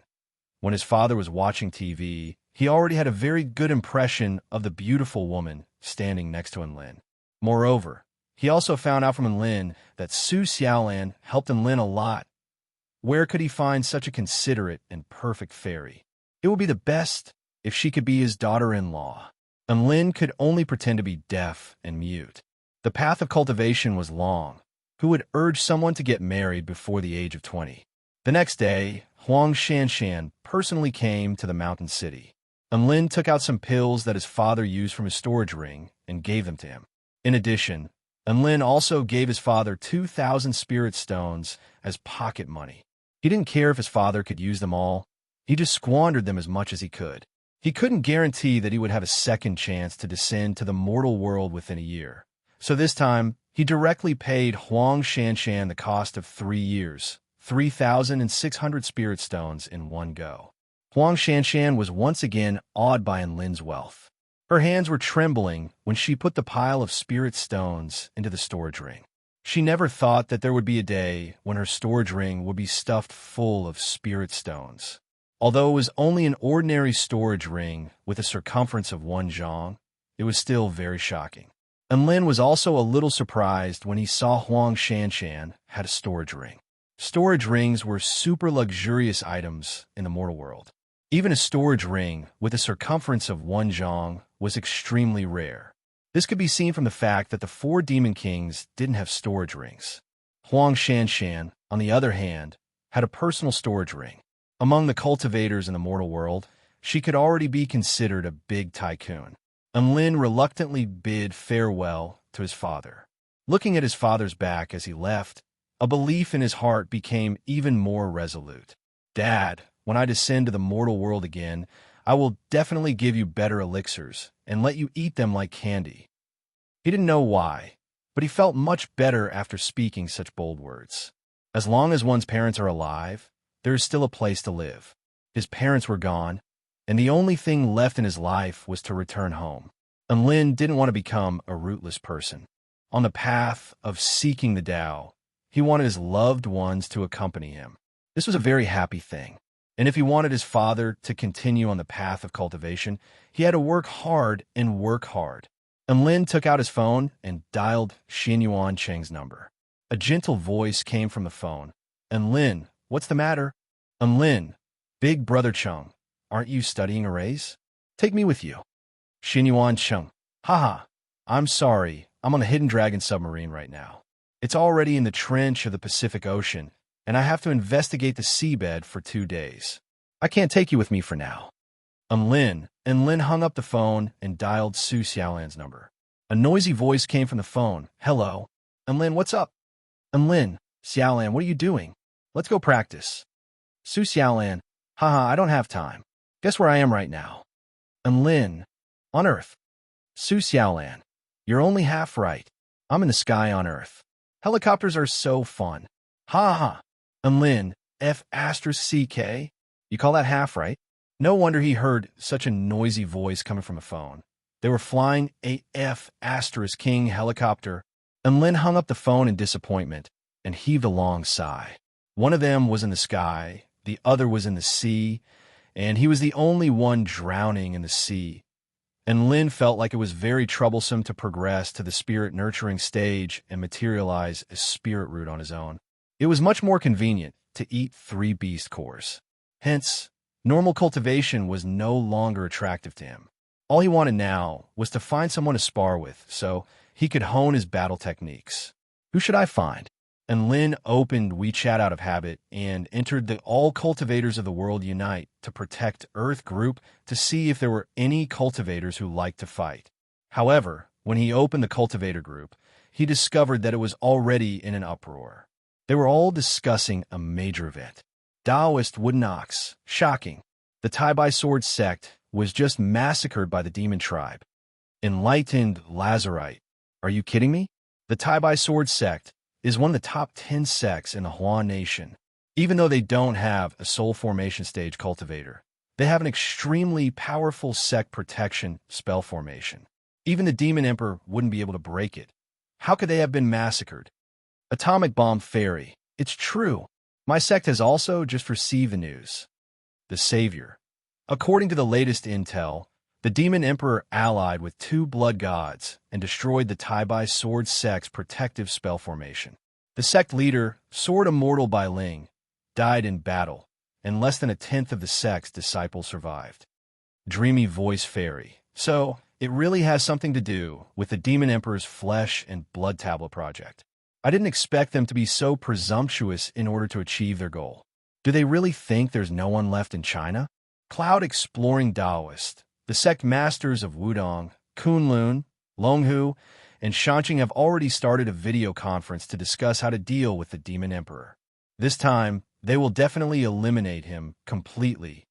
And Lin's mouth twitched. Video conference? Imagining the scene, why did it feel a little wrong? Crack shot clairvoyant. I'm more worried about Green River Sword Immortal. When Lin saw this message, he suddenly realized that the Green River Sword Immortal in the group chat was the candidate to become the sect leader of the Tai-Bai sword sect. If the Tai-Bai sword sect was massacred, then wouldn't he be in danger too? Golden Jade. Green River Sword Immortal. Are you okay? Then, the people in the group all Green River Sword Immortal. However, Green River Sword Immortal didn't respond. Crackshot Clairvoyant. I just called him, but he didn't respond either. Abbot Hein. Ba. All living beings don't have to suffer all kinds of pain, but they can enjoy all kinds of happiness. Benefactor Green River is merely heading to paradise. My condolences, everyone. As soon as the abbot said this, a sorrowful atmosphere permeated the group chat. Countless people who were friends with Green River Sword Immortal were all shedding silent tears. Tian Lingling. Green River Sword Immortal. Rest in peace, candle icon. Calm Celestial Maiden. Green River Sword Immortal. Rest in peace, candle icon. Enlightened Lazarite. Green River Sword Immortal. Rest in peace, candle icon. The cultivators in the group all lined up and expressed their condolences to Green River Sword Immortal. And Lin thought back to Green River Sword Immortal's powerful and confident figure, as well as his majestic figure when he slew the Demon King. Sorrow welled up in his heart, and he also typed in the group chat, Fake Taoist Priest Little in Green River Sword Immortal. Rest in peace, candle icon. Right at this moment, an avatar popped up Green River Sword Immortal. F***CK. Cultivator and Lin, why are you cursing me? And Lin's hand trembled when he saw this message, and he almost threw his phone away. 3 seconds later, Green River Sword Immortal. F***CK. Why are you all cursing me? Enlightened Lazarite. F***CK. Calm Celestial Maiden. My God. Tian Lingling. The demonic beast. A zombie. Atomic Bomb Fairy. Shocking. The Savior. Green River. Are you a human or a ghost? The cultivators in the group were all astonished by Green River Sword Immortal's resurrection. Green River Sword Immortal. I'm not in a mood to joke with you guys. Crack shot clairvoyant. Abbot Hien, give us an explanation. The cultivators in the group all tagged Abbot Hien and Lin. This wave of aggro was transferred beautifully. Sure enough, Green River Sword Immortal started to curse Abbot Hien. Unfortunately, Abbot Hien remained silent and didn't appear again. After a while, Green River Sword Immortal suddenly sent a set of coordinates. I'm being chased by a Demon King and 2 Blood Kings here. Can any cultivators nearby come and help me? We'll counterattack. And Lin looked at the coordinates sent by Green River Sword Immortal. It was very close to where he was. Chapter 82. And Lin looked at the coordinates, which were only a few dozen kilometers away from him. However, the enemy was a Demon King and 2 Blood Kings. With his strength, he could at most defeat half a Demon King. Should he hand over the remaining 2.5 to Green River Sword Immortal? After thinking for a moment, Lin decided to observe the reactions of the group members for a while longer before making a decision. However, he wasn't going to sit around and do nothing. Instead, he continued to observe as he drew closer to Green River Sword Immortal so that he could act in time. Qing Zhu, Senior Qing He, I'm only of the 7th stage Dao body. I can't participate in a battle of this level. I'd like to help, but I can't. Enlightened Master Black Spirit, ditto. I'm only the 9th stage Dao body. I can't beat anyone. Senior Qing He, good luck. Crimson Rainbow, Sword Immortal, Big Brother Azure River. Our sect is also defending against the demon race's attack. As the sect leader, I really can't leave. Hold on. The Savior. Qinghe, I'm still in America. I can't come to save you. Hang in there. Cloud Exploring Taoist. I'm holding a demon subjugation conference at Mount Longhu. Hold on. Green River Sword Immortal's heart throbbed with pain upon seeing this. The Demon King is right behind me. Yet you don't want it? You're going to hold a demon subjugation conference? Cloud Exploring Taoist. But the Demon Emperor isn't here. Green River Sword Immortal, and Lin, he suddenly felt a great deal of sympathy for Green River Sword Immortal. It looked like the fellow cultivators in the group were planning to carry out the words, Green River Sword Immortal, rest in peace to the end. Meanwhile, Green River Sword Immortal felt like he had joined a group of fake cultivators. Red Fox, Celestial Maiden. Qing He, send your real-time coordinates to the group. I'll help you. And Lin was slightly taken aback upon seeing this message. Red Fox, Celestial Maiden, was a cultivator of the spirit-nurturing intermediate stage in the group chat. She usually lurked in the background and almost never spoke in the group. He had heard Tian Lingling mention this person before, but he didn't think that Celestial Maiden Red Fox would voluntarily appear at this time. Green River Sword Immortal didn't hesitate and immediately sent his real-time location over. Red Fox Immortal quickly said again, All right, wait for me. If we really succeed, I want the Blood King's corpse. Green River Sword Immortal, no problem. After Red Fox Celestial Maiden appeared, the group was in an uproar again. Calm Fairy, a beauty rescuing a hero. This is true love. Taoist Woodnox, true love +1. Enlightened Lazarite, true love +2. Tian Lingling, let's just get married. Crackshot Clairvoyant, I've divined that tomorrow will be an auspicious day. Dreamy Voice Fairy, our Flower Sound sect has a picturesque scenery with flowers everywhere. It's a good place to hold a wedding. The Savior, wedding? I want to go too. I'll fly back from America right now. Just like that, the cultivators in the group started popping up one after another, and the atmosphere in the group was once again distorted beyond recognition. Green River Sword Immortal, Celestial Red Fox. The reason why Red Fox Fairy did not want to speak in the group was because there was a bunch of lunatics in the group. They could often divert a serious topic by 1,000 miles. If she messed around too much, she would also become a lunatic. With the addition of Red Fox Immortal, the difference in strength between the two sides began to shrink. And Lin thought for a moment. Perhaps he could be of some help in this battle, so he spoke in the group.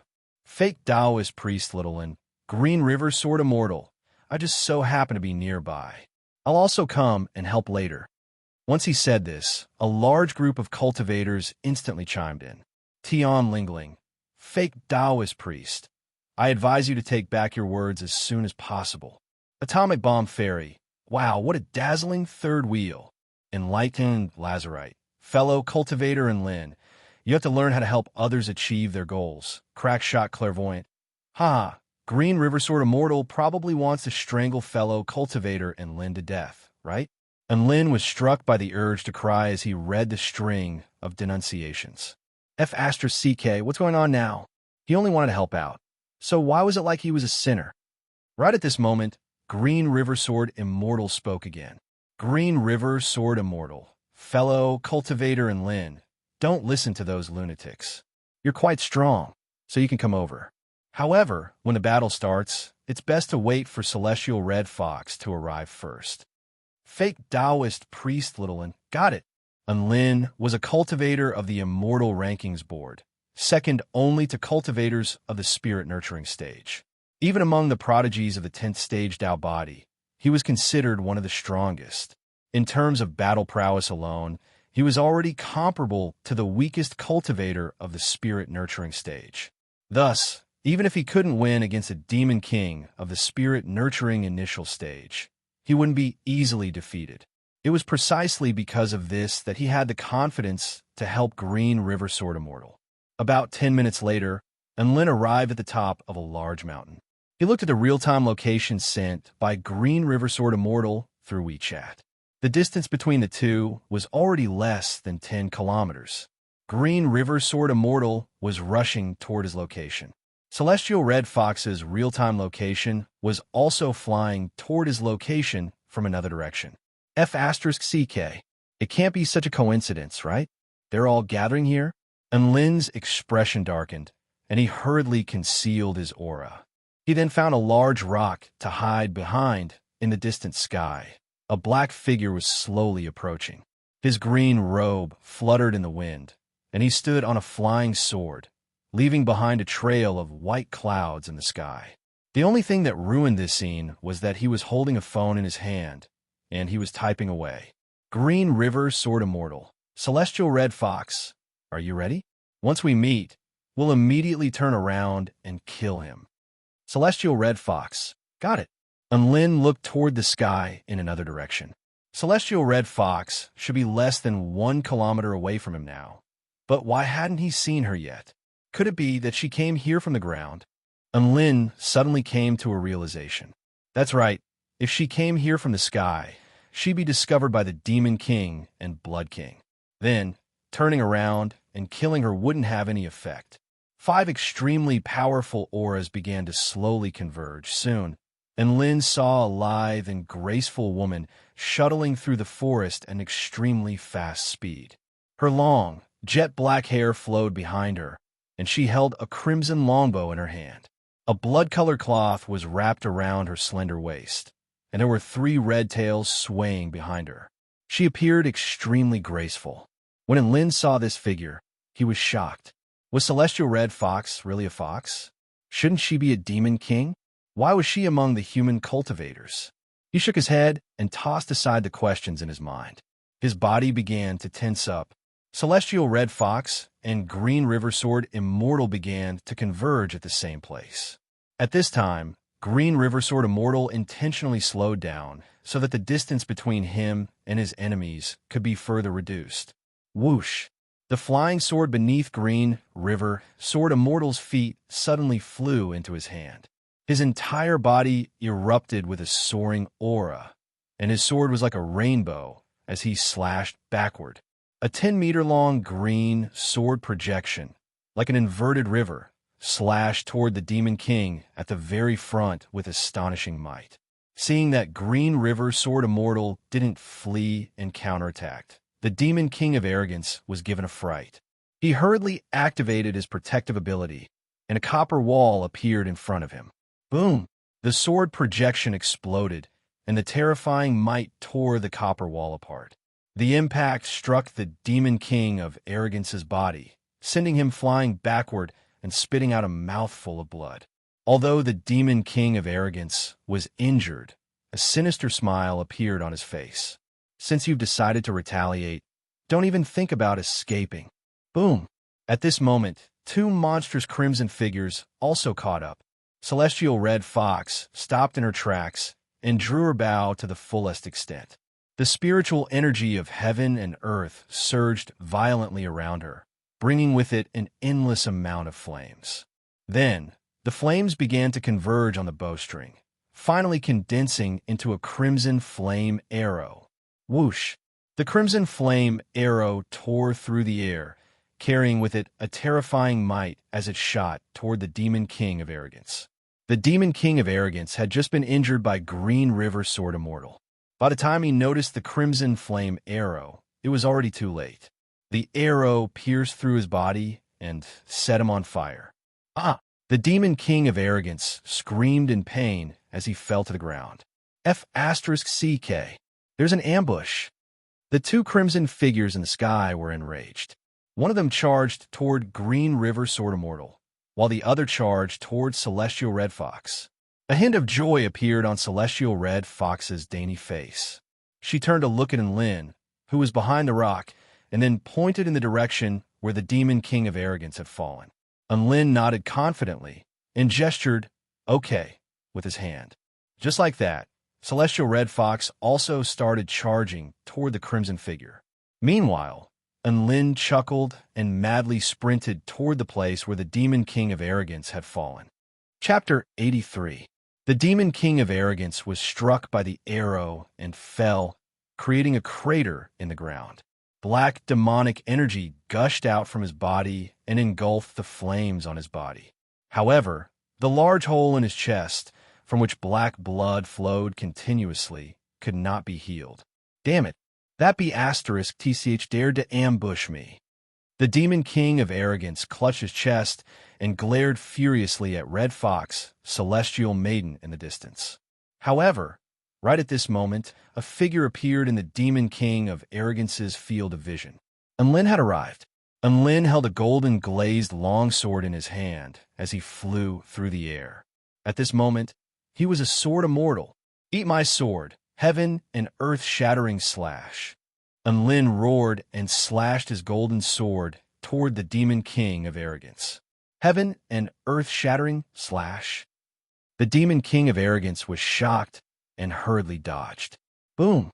The sword slashed a 10-foot-long trench in the ground. That's it. The Demon King of Arrogance blinked. Isn't this AF asterisk king normal vertical slash? Seeing that his attack did not land, Enlin roared again. Eat my sword, void-shattering slash. The golden glazed sword changed its angle and slashed toward the Demon King of Arrogance's waist. F***CK, your void-shattering slash. The Demon King of Arrogance roared and directly punched the sword with his bronze-colored fist. Boom! The bronze-colored fist was several times harder than steel. It collided with the sword, and a circular shockwave swept out in all directions.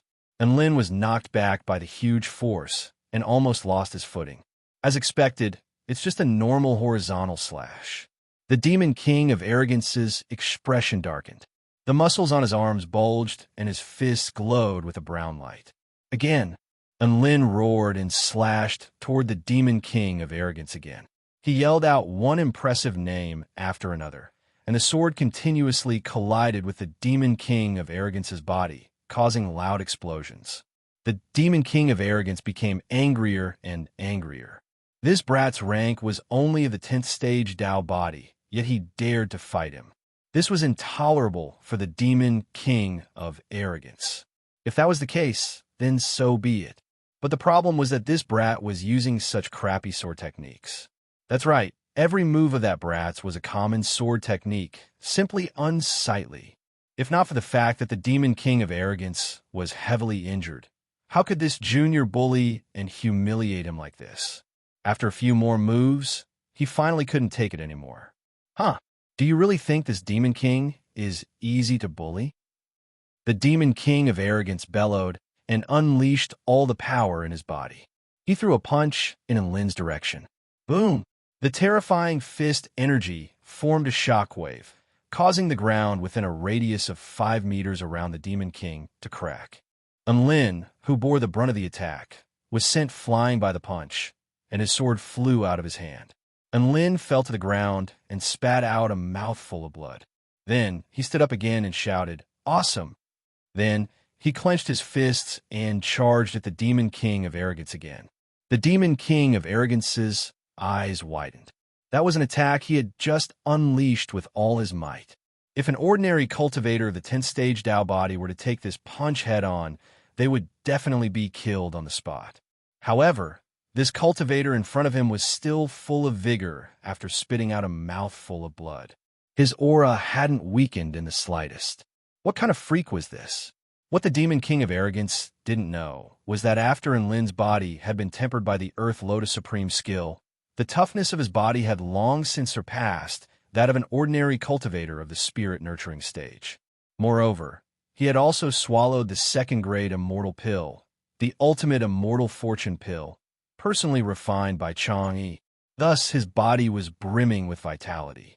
With his extremely high toughness and powerful vitality, that punch just now didn't pose much of a threat to Enlin. Enlin and the Demon King of Arrogance were once again locked in battle. This time, he didn't use his sword.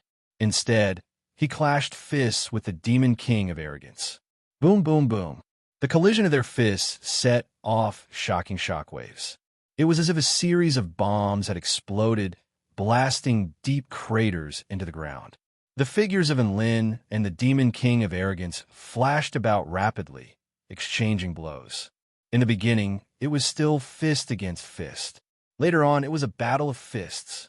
This was a battle between men. You punch me in the chest, and I punch you in the stomach. It was a battle of strength and defense. Then, the Demon King of Arrogance spat out mouthfuls of blood. He was overwhelmed with shock. He didn't think that Enlin's close-quarters combat would actually be so much more powerful than his swordsmanship. Not only was his defense freakishly high, but even his attack power was also extremely powerful. The Demon King of Arrogance was already severely injured to begin with. After exchanging blows again and again, his wounds tore open and he clearly suffered more injuries. He felt that he couldn't continue fighting like this. Otherwise, there was a real possibility that he would be defeated by this little cultivator of the 10th stage Tao body. Demonic Dragon Mystifying Fist. A black dragon suddenly coiled around the Demon King of Arrogance's thick arm. With a terrifying fist intent, it transformed into a series of afterimages and enveloped Enlin's entire body, leaving him with nowhere to hide. Enlin closed his eyes. When he opened them again, his eyes had become snow white. Divine Inspection Technique, activate. Flaw analysis, Enlin's fist moved. It carried with it the power of breaking through the wind and was enveloped by the golden glow of the mountain-quaking fist. The golden fist pierced through the afterimages of the Demon King's fists and entered through an opening, landing a punch on the Demon King's waist. Boom! The terrifying power behind the fist caused the Demon King of Arrogance's body to bend into a C shape. Ah, he screamed in agony. Then, his body flew into the distance like a cannonball. His body only came to a stop after he smashed into a mound. The Demon King of Arrogance continuously spat out blood on the ground. His entire body trembled, and his face was filled with disbelief. How is this possible? My demonic dragon mystic fist was actually broken by a cultivator of the 10th stage Tao body? After a fierce battle, Enlin was also a bit exhausted. Sword come! He yelled loudly, and the golden glazed sword flew into his hand again. Then he walked toward the Demon King step by step. Thank you, Enlin said, the Demon King of Arrogance. Enlin, it's been a long time since I've had such a satisfying battle. You allowed me to fully understand my own strength. Therefore, I'll give you a dignified death. The Demon King of Arrogance finally understood. He finally understood why Enlin had used a third-rate sword technique to fight him in the beginning. He also understood why Enlin had chosen to fight him barehanded. He also understood why Enlin was able to take him by surprise, even after using his ultimate technique. So, he was just a sparring partner from the very beginning. PFFF. The Demon King of Arrogance was so enraged that he spat out another mouthful of blood. He had never felt such humiliation before. He was a mighty Demon King. Yet he was reduced to being a sparring partner for a cultivator of the 10th stage Tao body. He was toyed around by a mere cultivator. How could the proud and aloof demon king tolerate something like this happening to him? "I'm going to kill you." The demon king of arrogance roared loudly. He immediately unleashed a divine power that overdrafted his life force. Purple lightning demonic spear. Dazzling purple lightning suddenly exploded in front of him. Then it condensed into a long spear made of purple lightning. A sense of extreme danger enveloped Lin's entire body. This attack was very dangerous. However, when he looked at the terrifying lightning spear, he suddenly came to a realization. Go, penetrate through his body. The demon king of arrogance roared loudly. This was his final attack, and it gave him all his strength and hope. This attack could even slay a cultivator of the spirit-nurturing stage with a single strike. Whoosh! The purple lightning demonic spear pierced toward Lin with unparalleled might. Its speed was extremely fast, and it arrived in the blink of an eye. However, Lin only extended a finger. Suddenly, the purple lightning demonic spear stopped in front of Lin, unable to advance an inch further. The demon king of arrogance's pupils contracted, and his face was filled with disbelief. How is this possible? And Lin smiled faintly. He felt a trace of gratitude toward the demon king of arrogance. Thus, he didn't want the demon king to die without knowing why. Thus, he explained, "This is my lightning manipulation technique. It's an immortal spell derived from the thunder essence cultivation method. Theoretically speaking, it can draw in all lightning." Hearing this, the demon king of arrogance's heart convulsed. His lips twitched, and his expression was filled with despair. After a long while, he finally squeezed out a sentence. You're cheating. I don't want to be your sparring partner anymore, all right?" And Lin shook his head and said solemnly, "You have to finish what you started." Saying this, he flicked his finger, and the lightning of the purple lightning demonic spear obeyed his command. It obediently and nimbly wound around his longsword. Then, he quickly rushed toward the demon king of arrogance. The long sword in his hand glowed with purple lightning. He roared, "Eat my sword, purple lightning divine sword." It was still the original purple lightning divine sword, but it had a different flavor. Looking at the purple lightning divine sword, the demon king of arrogance's eyes welled up with tears. Boom! The purple lightning divine sword slashed down on the demon king of arrogance's body. Heaven and earth exploded, and it sounded like the furious roar of the 9 heavens' mysterious thunder. The terrifying flash of lightning directly turned the demon king's body into charcoal. And Lin confidently shook his sword, his back facing the demon king of arrogance. "This is truly an evenly matched battle," Yi Zichen muttered. However, in the end, it's still I and Lin who wins. Chapter 84. After dealing with the demon king of arrogance, he turned to look at Green River Sword Immortal and Red Fox Celestial Maiden. The 2 blood kings, one male and one female, both had golden hair and crimson eyes. They had a pair of huge bat wings on their backs, looking a bit like the vampires in Western movies. However, the spells they were using now were much more exaggerated than the vampires in movies. The vampire bats in the sky bared their bloody fangs and swooped toward the 2 of them. 2 30-meter-long blood dragons bared their fangs and brandished their claws, waiting for an opportunity to strike, releasing an aura of death. Red Fox Celestial Maiden was very powerful. She released a flaming tornado to protect herself. Once the vampire bats came into contact with the red flames, they were instantly incinerated. Her fair and slender arms drew the crimson longbow as fast as a gust of wind. Powerful arrows continuously shot toward the Blood King in the distance. He didn't even have a chance to get close and was firmly suppressed in the distance. On the other side, Green River Sword Immortal was having a bit of a hard time. This female Blood King had an extremely sexy figure. She had slender legs, a slim waist, and 2 towering peaks that swayed with her body. Coupled with her fiery red lips and seductive almond-shaped eyes, Green River Sword Immortal really couldn't take it anymore. However, what he couldn't take the most was the terrifying regenerative ability of the Blood Tribe. Green River Sword Immortal fought at close range. Flashes of sword light were extremely domineering. Even the Blood King couldn't completely dodge his sword slashes.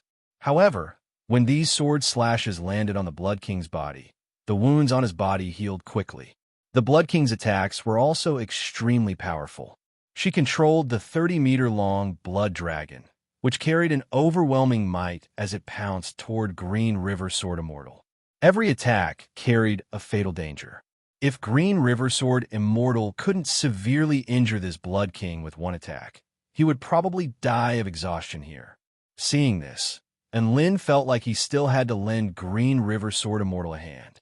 His fingertips furtively moved, and a concealed lightning manipulation technique was gathering energy. This was the technique he used when he struck the Demon King of Wisdom. It attracted the divine lightning in the sky. The lightning would slowly accumulate in the sky and wouldn't show itself until it fell. This female Blood King stood atop the Crimson Dragon and charged toward Green River Sword Immortal again and again.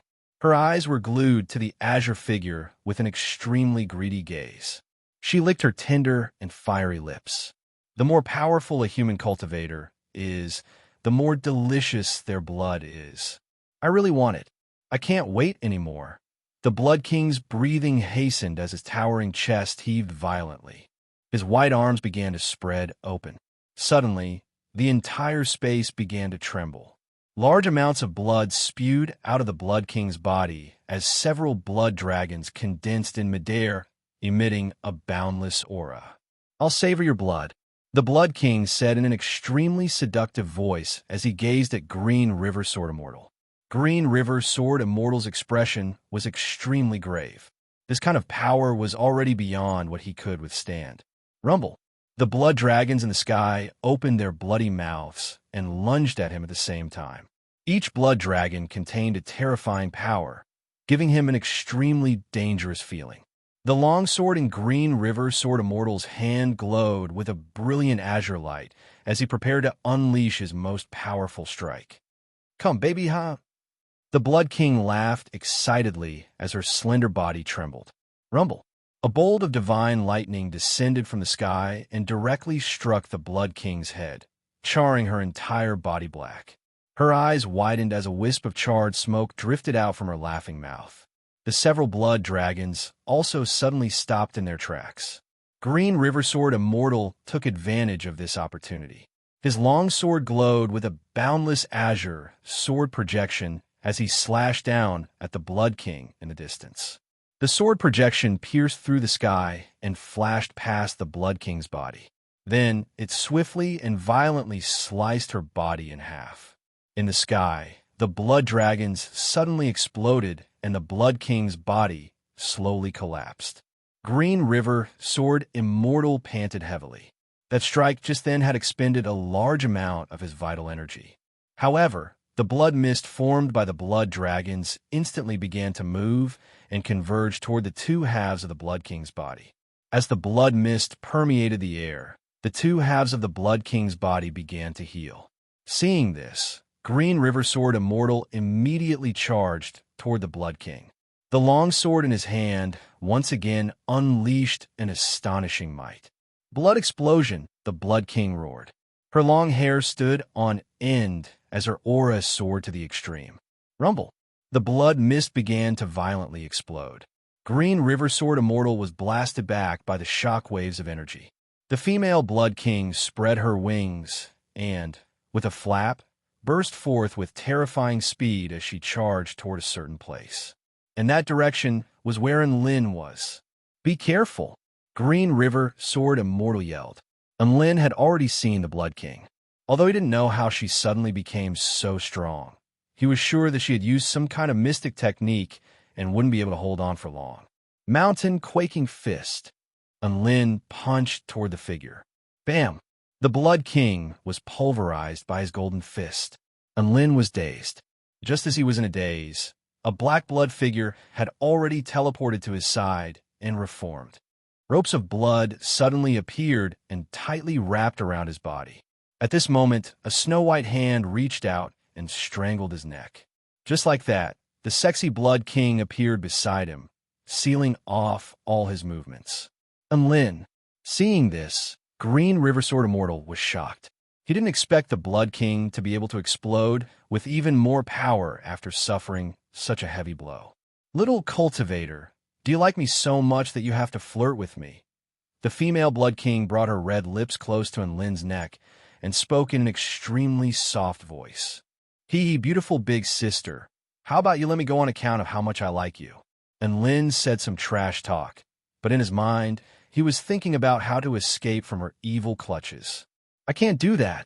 Big sister, I'm severely injured and need your help. Let me tell you a little secret. As long as I drink all of your blood, I will be able to immediately recover my vitality and become lively again. Saying this, she stuck out her soft and sticky tongue and licked Lin's neck. Being licked like this, Lin's whole body trembled. The faint smell of blood drifted from the Blood King's mouth, causing him to feel a wave of disgust. F***CK. If this continues, he's really going to be sucked dry. He looked toward Green River Sword Immortal, only to find that Green River Sword Immortal could only panic at the side. After all, he was already treated like a captive. If Green River Sword Immortal acted rashly, he might accidentally kill him as well. F***CK. You can't do this. And Lin had no way out. He secretly activated the lightning manipulation technique that he had secretly prepared. Lightning descended from the sky. However, this time, the female Blood King was prepared. A wall of blood instantly materialized and blocked above her head. Boom! Lightning exploded, and the wall of blood was charred black by the lightning. However, it was unable to hit the Blood King. Little Cultivator, are you so eager to flirt with Big Sister? All right, you can't wait. Big Sister can't wait either. Let's fuse. A coquettish and soft voice traveled over. Hearing this terrible line, and Lin almost cried. Then he felt a sharp pain on his neck. He could feel his blood flowing out of his body. Ah! The female Blood King let out a coquettish cry. However, she suddenly pushed Lin away, and Lin was dumbfounded. He turned around to look at the female Blood King. Wasn't she going to fuse with him? Why did she push him away? This time, the female Blood King screamed in pain as if she had gone crazy. She started to run around, waving her hands frantically. Terrifying energy destroyed everything in her surroundings. That's right, after sucking Lin's blood, she really was alive and kicking. However, she was really alive and kicking. Green River Sword Immortal stepped forward and positioned himself in front of Lin, shielding him behind his back. Mr. Lin, are you all right? And Lin shook his head and clutched his neck. Apart from a little anemia, I should be fine. Green River Sword Immortal, right at this moment, the female Blood King suddenly screamed in pain. Little Cultivator, you actually poisoned your blood. I definitely won't forgive you. However, in the next moment, as soon as she finished shouting, her entire body twitched, and her body fell to the ground. Looking at the female Blood King who was foaming at the mouth on the ground, and Lin and Green River Sword Immortal looked at each other. Chapter 85. Green River Sword Immortal fell into an uncontrollable silence as he gazed at the female Blood King who was foaming at the mouth. After a long while, he said in shock, "That's right. Fellow Taoist and Lin poisoned the blood. How formidable. How did you do it?" And Lin's chest tightened. "Don't ask me. I didn't poison it." Green River Sword Immortal clearly didn't believe him, and he continued to stare at Lin in shock. And Lin, they knew that the most important thing right now wasn't whether or not Lin had poisoned them, but to confirm whether the Blood Queen was dead or alive. When they arrived in front of the female Blood King, they discovered that her eyes were wide open and she was foaming at the mouth. Her body temperature had dissipated and she was already a little cold. Her life force had also dissipated. What a potent poison. To think that it could poison a Blood King with such powerful vitality to death in a single breath. Green River Sword Immortal exclaimed in astonishment. Then, he turned to look at Lin with deep admiration in his eyes. And Lin's mouth twitched. "Don't look at me like that. I don't know what's going on either. Green River, Sword Immortal chuckled. Then, Enlin, please help me out. Enlin blinked. What kind of favor? Green River, Sword Immortal. Lend me some blood. Enlin, borrow some blood? Borrow your sister. Could he even return the blood he borrowed? Green River, Sword Immortal. Mr. Enlin, your blood may be lethal to the blood tribe. So, for the victory of this battle, please. Enlin fell silent at the sight of Green River, Sword Immortal's righteous expression. He then looked in the direction of Red Fox, Celestial Maiden. There, the intense battle had yet to end. Enlin heaved a soft sigh. His body finally cooperated with Green River, Sword Immortal and began to bleed.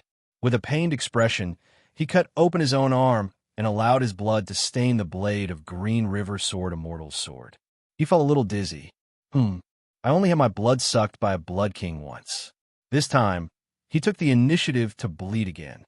How could he not faint? Green River Sword Immortal looked at his sword with satisfaction and laughed heartily. This is a blade covered in poison. Enlin's vision darkened when he heard this, and he roared in his heart, Damn your sister's poison. This is my blood. This is the essence of my life. He tried to calm himself down and kept repeating in his mind, I sacrifice my blood for the love and peace of the world. I sacrifice my blood for the love and peace of the world. True enough. After reading it a few more times, he felt much better. Green River Sword Immortal also began to move. He flew toward Red Fox, Celestial Maiden, and joined the battle. The male Blood King in the sky was already suppressed by Red Fox Immortal. When he sensed his surroundings, he was alarmed. He suddenly realized that the Demon King of Arrogance and the female Blood King had been killed. The Demon King of Arrogance had been severely injured before, so he was not particularly surprised that he was killed. However, the female Blood Monarch had a lot of trump cards and an extremely powerful life force. Who on earth had the ability to kill her?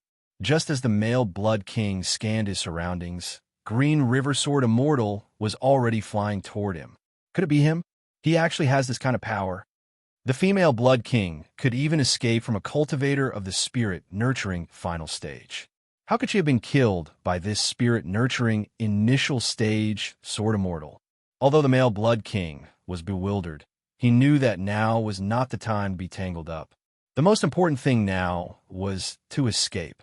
The male Blood King summoned over 1,000 bloodthirsty bats, which pounced toward Red Fox, Celestial Maiden, and Green River Sword Immortal. Meanwhile, he took advantage of this opportunity to use the blood escape technique to escape. Seeing that the male Blood King wanted to escape, Red Fox Celestial Maiden immediately drew her bow to a full crescent. A crimson arrow exuding a terrifying power transformed into a streak of light and pierced through the bloodthirsty bats. Then, it pierced through the male Blood King's chest. The male Blood King spat out a mouthful of blood and his body froze. However, he quickly recovered and continued to escape.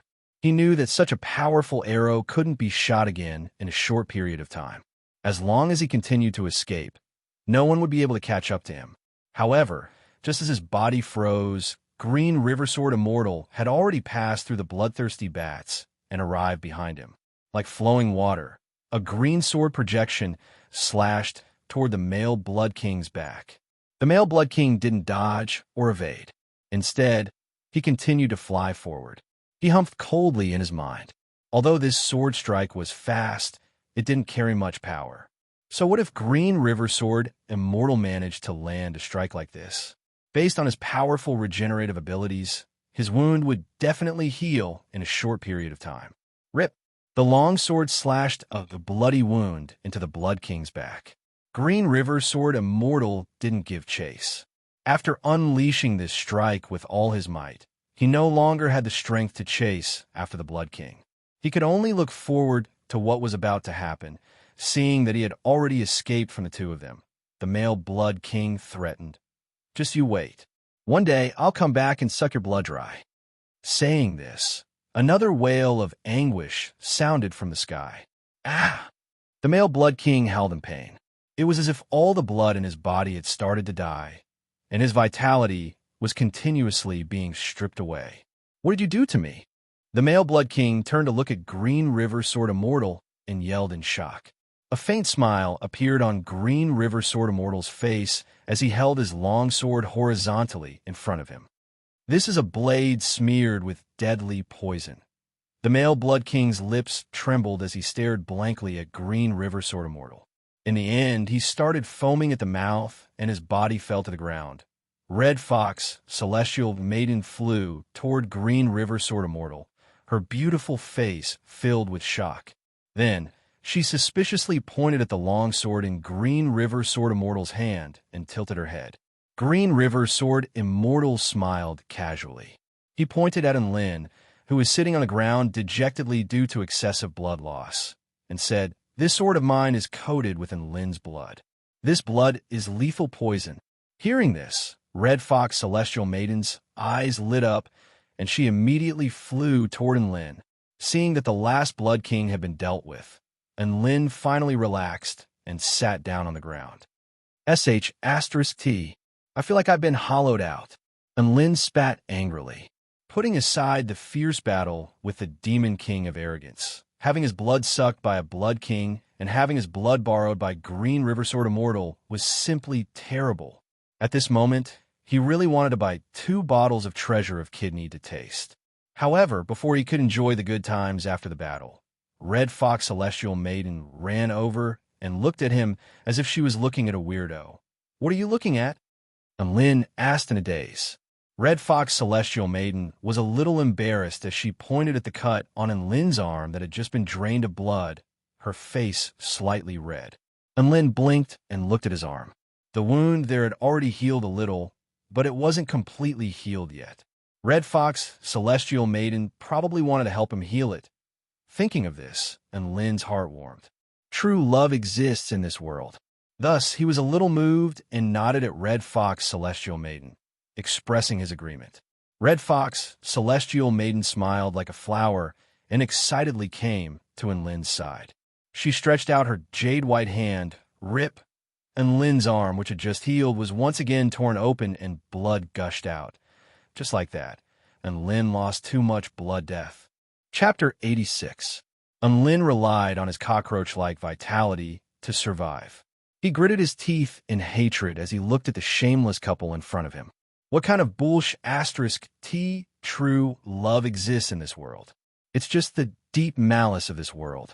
Red Fox Celestial Maiden didn't discover anything from his blood. Afterward, she ran off to study the Blood King's corpse. Green River Sword Immortal looked at Enlin with a hint of admiration in his eyes. "Mr. Enlin, your blood is truly useful. If we encounter another blood tribe cultivator in the future," before Green River Sword Immortal could finish his sentence, Enlin immediately cut him off. "No, Scram." Green River Sword Immortal scratched his head in embarrassment when he saw Enlin's firm refusal. Then, he created a group chat. In the Cultivators of the World Unite to Protect Earth group chat, Green River Sword Immortal. "Ha! We successfully killed a Demon King and 2 Blood Kings." Once Green River Sword Immortal said this, the cultivators in the group chat all popped up and the atmosphere became lively. "The Savior. Heavens, this is a huge achievement. We really killed them." Dreamy Voice Fairy. As expected, a man and a woman together can always create miracles. Crack Shot Clairvoyant. Not only can we create miracles, but we can also create life. Atomic Bomb Fairy. Golden Jade. Green River Sword Immortal sent a smiling emoji. Then he said, "Clairvoyant, the next time we meet, I can destroy a life." Crack Shot Clairvoyant. "I was just joking, don't take it seriously."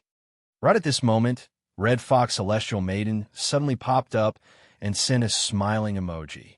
Red Fox Celestial Maiden. A man and a woman together can indeed destroy a life. Clairvoyant, just you wait. Seeing this message, Clairvoyant was so anxious that he wanted to cry. Green River Sword Immortal could still tease him a little, but Red Fox Celestial Maiden was a woman of her word. Clairvoyant was so scared that he planned to find a place to hide. At this moment, Green River Sword Immortal continued. Green River Sword Immortal. However, it's all thanks to Mr. Enlin that we were able to kill a Demon King and 2 Blood Kings. He can be said to be the greatest contributor. As soon as he said that, the fellow Taoists were immediately interested.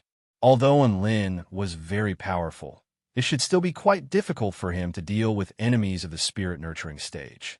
Why was Green River Sword Immortal referring to him as the greatest contributor to their victory? Tian Lingling, no way. Isn't fake Taoist priest going to be a bystander? Taoist Lazarite. Oh, the biggest contributor is fellow Taoist Enlin? What do you mean?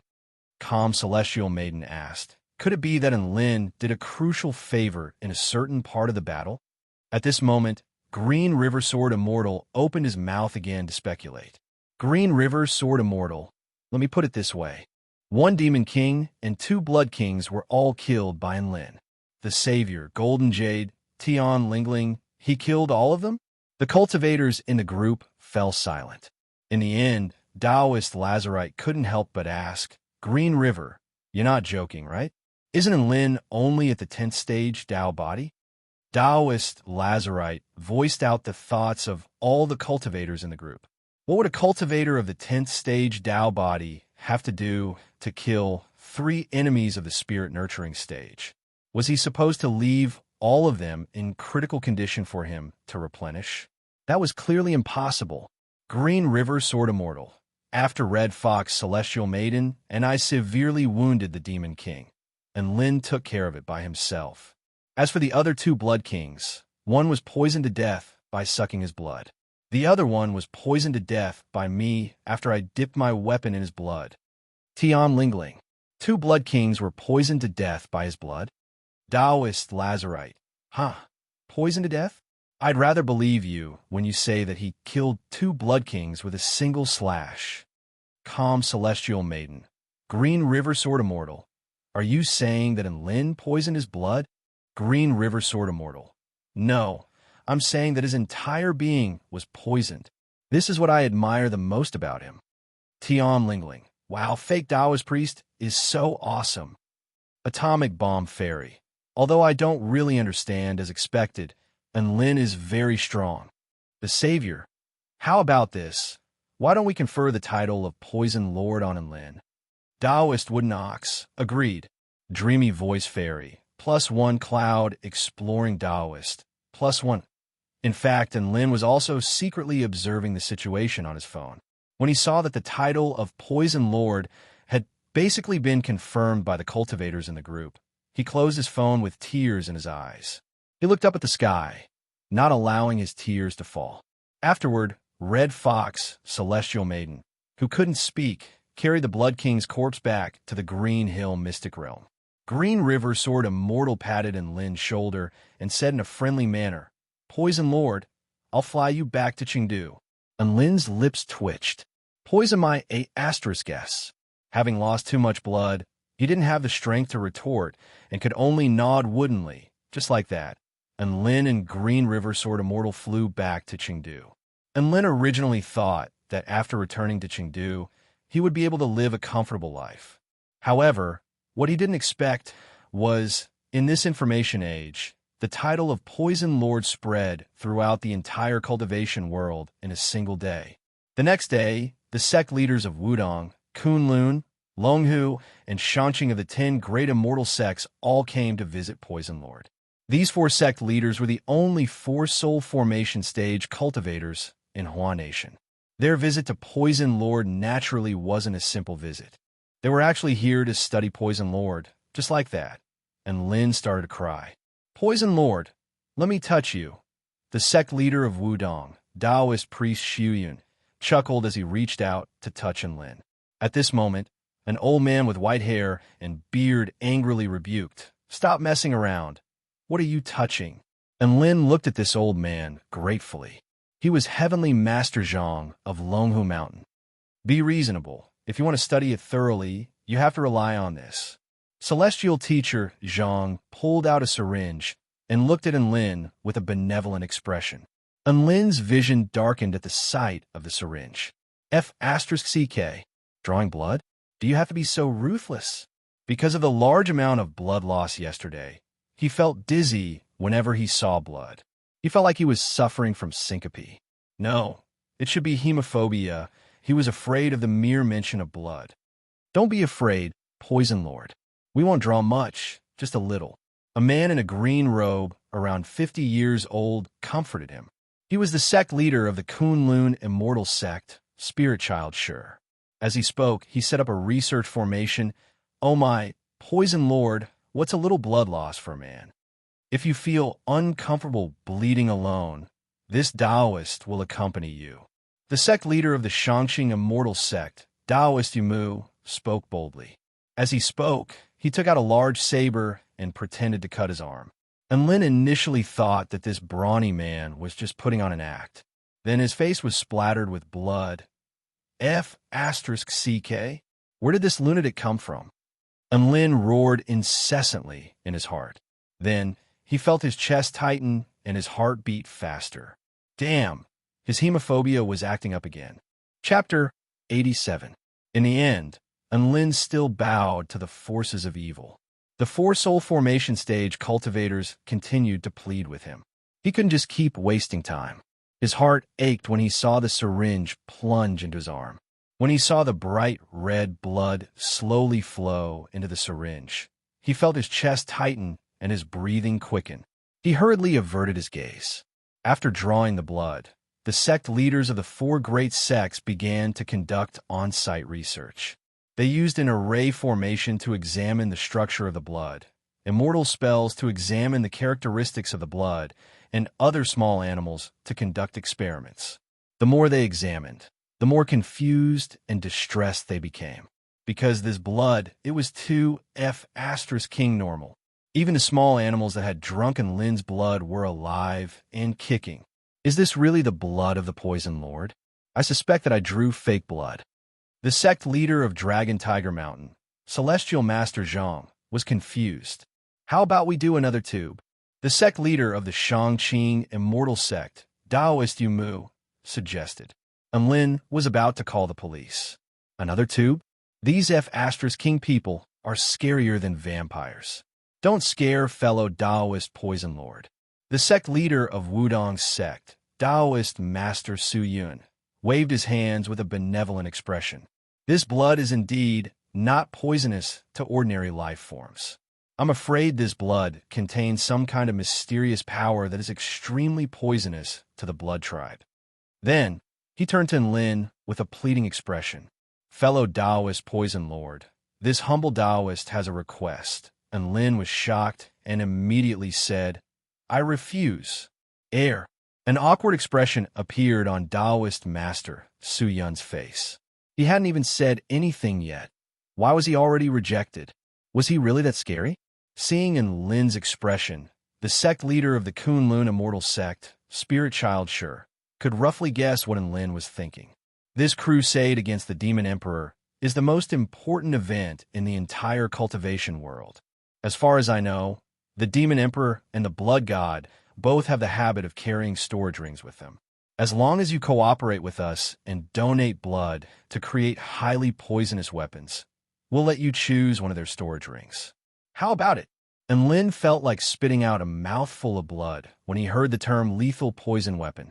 However, he had to admit that if he donated blood, he would be able to obtain a storage ring. This condition was very tempting.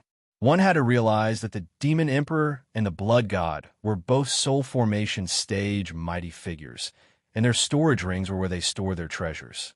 How could it not be tempting to obtain all of the assets of a soul formation stage mighty figure? Just like that, and Lin fell into deep thought. 1 minute later, and Lin, who said he didn't want it, obediently lay down on the bed. Come on, for the love and peace of this world, he was willing to sacrifice his blood and body. Cough. I digressed. Anyway, in the end, 500 milliliters of Lin's blood was extracted. One could imagine the great battle that would follow. The scene of the human cultivators using blades covered in Lin's blood to fight against the blood tribe. In the end, the few big shots of the immortal cultivation world left gratefully and satisfactorily, continuing to devote themselves to the preparation work for the upcoming battle. And Lin was as weak as a salted fish, lying flat on the bed. The current him could no longer be described as feeling like his body was being hollowed out. He felt like his body was being squeezed dry. Earth is so scary. I really want to go back to the celestial court. Xian Yuancheng was still having fun at the bottom of the sea. Su Xiaolan was still having fun in the sky. Before Green River Sword Immortal left, he gave Enlin many pills as a reward for his assistance. Enlin looked at these pills. There were pills that could quickly replenish vital energy, pills that could increase the power of immortal spells for a short period of time, pills that could calm one's mind, pills that could boost one's sex drive, pills that could replenish calcium, but there were no pills that could replenish one's blood. Living is so tiring. Enlin lamented as he lay on the bed.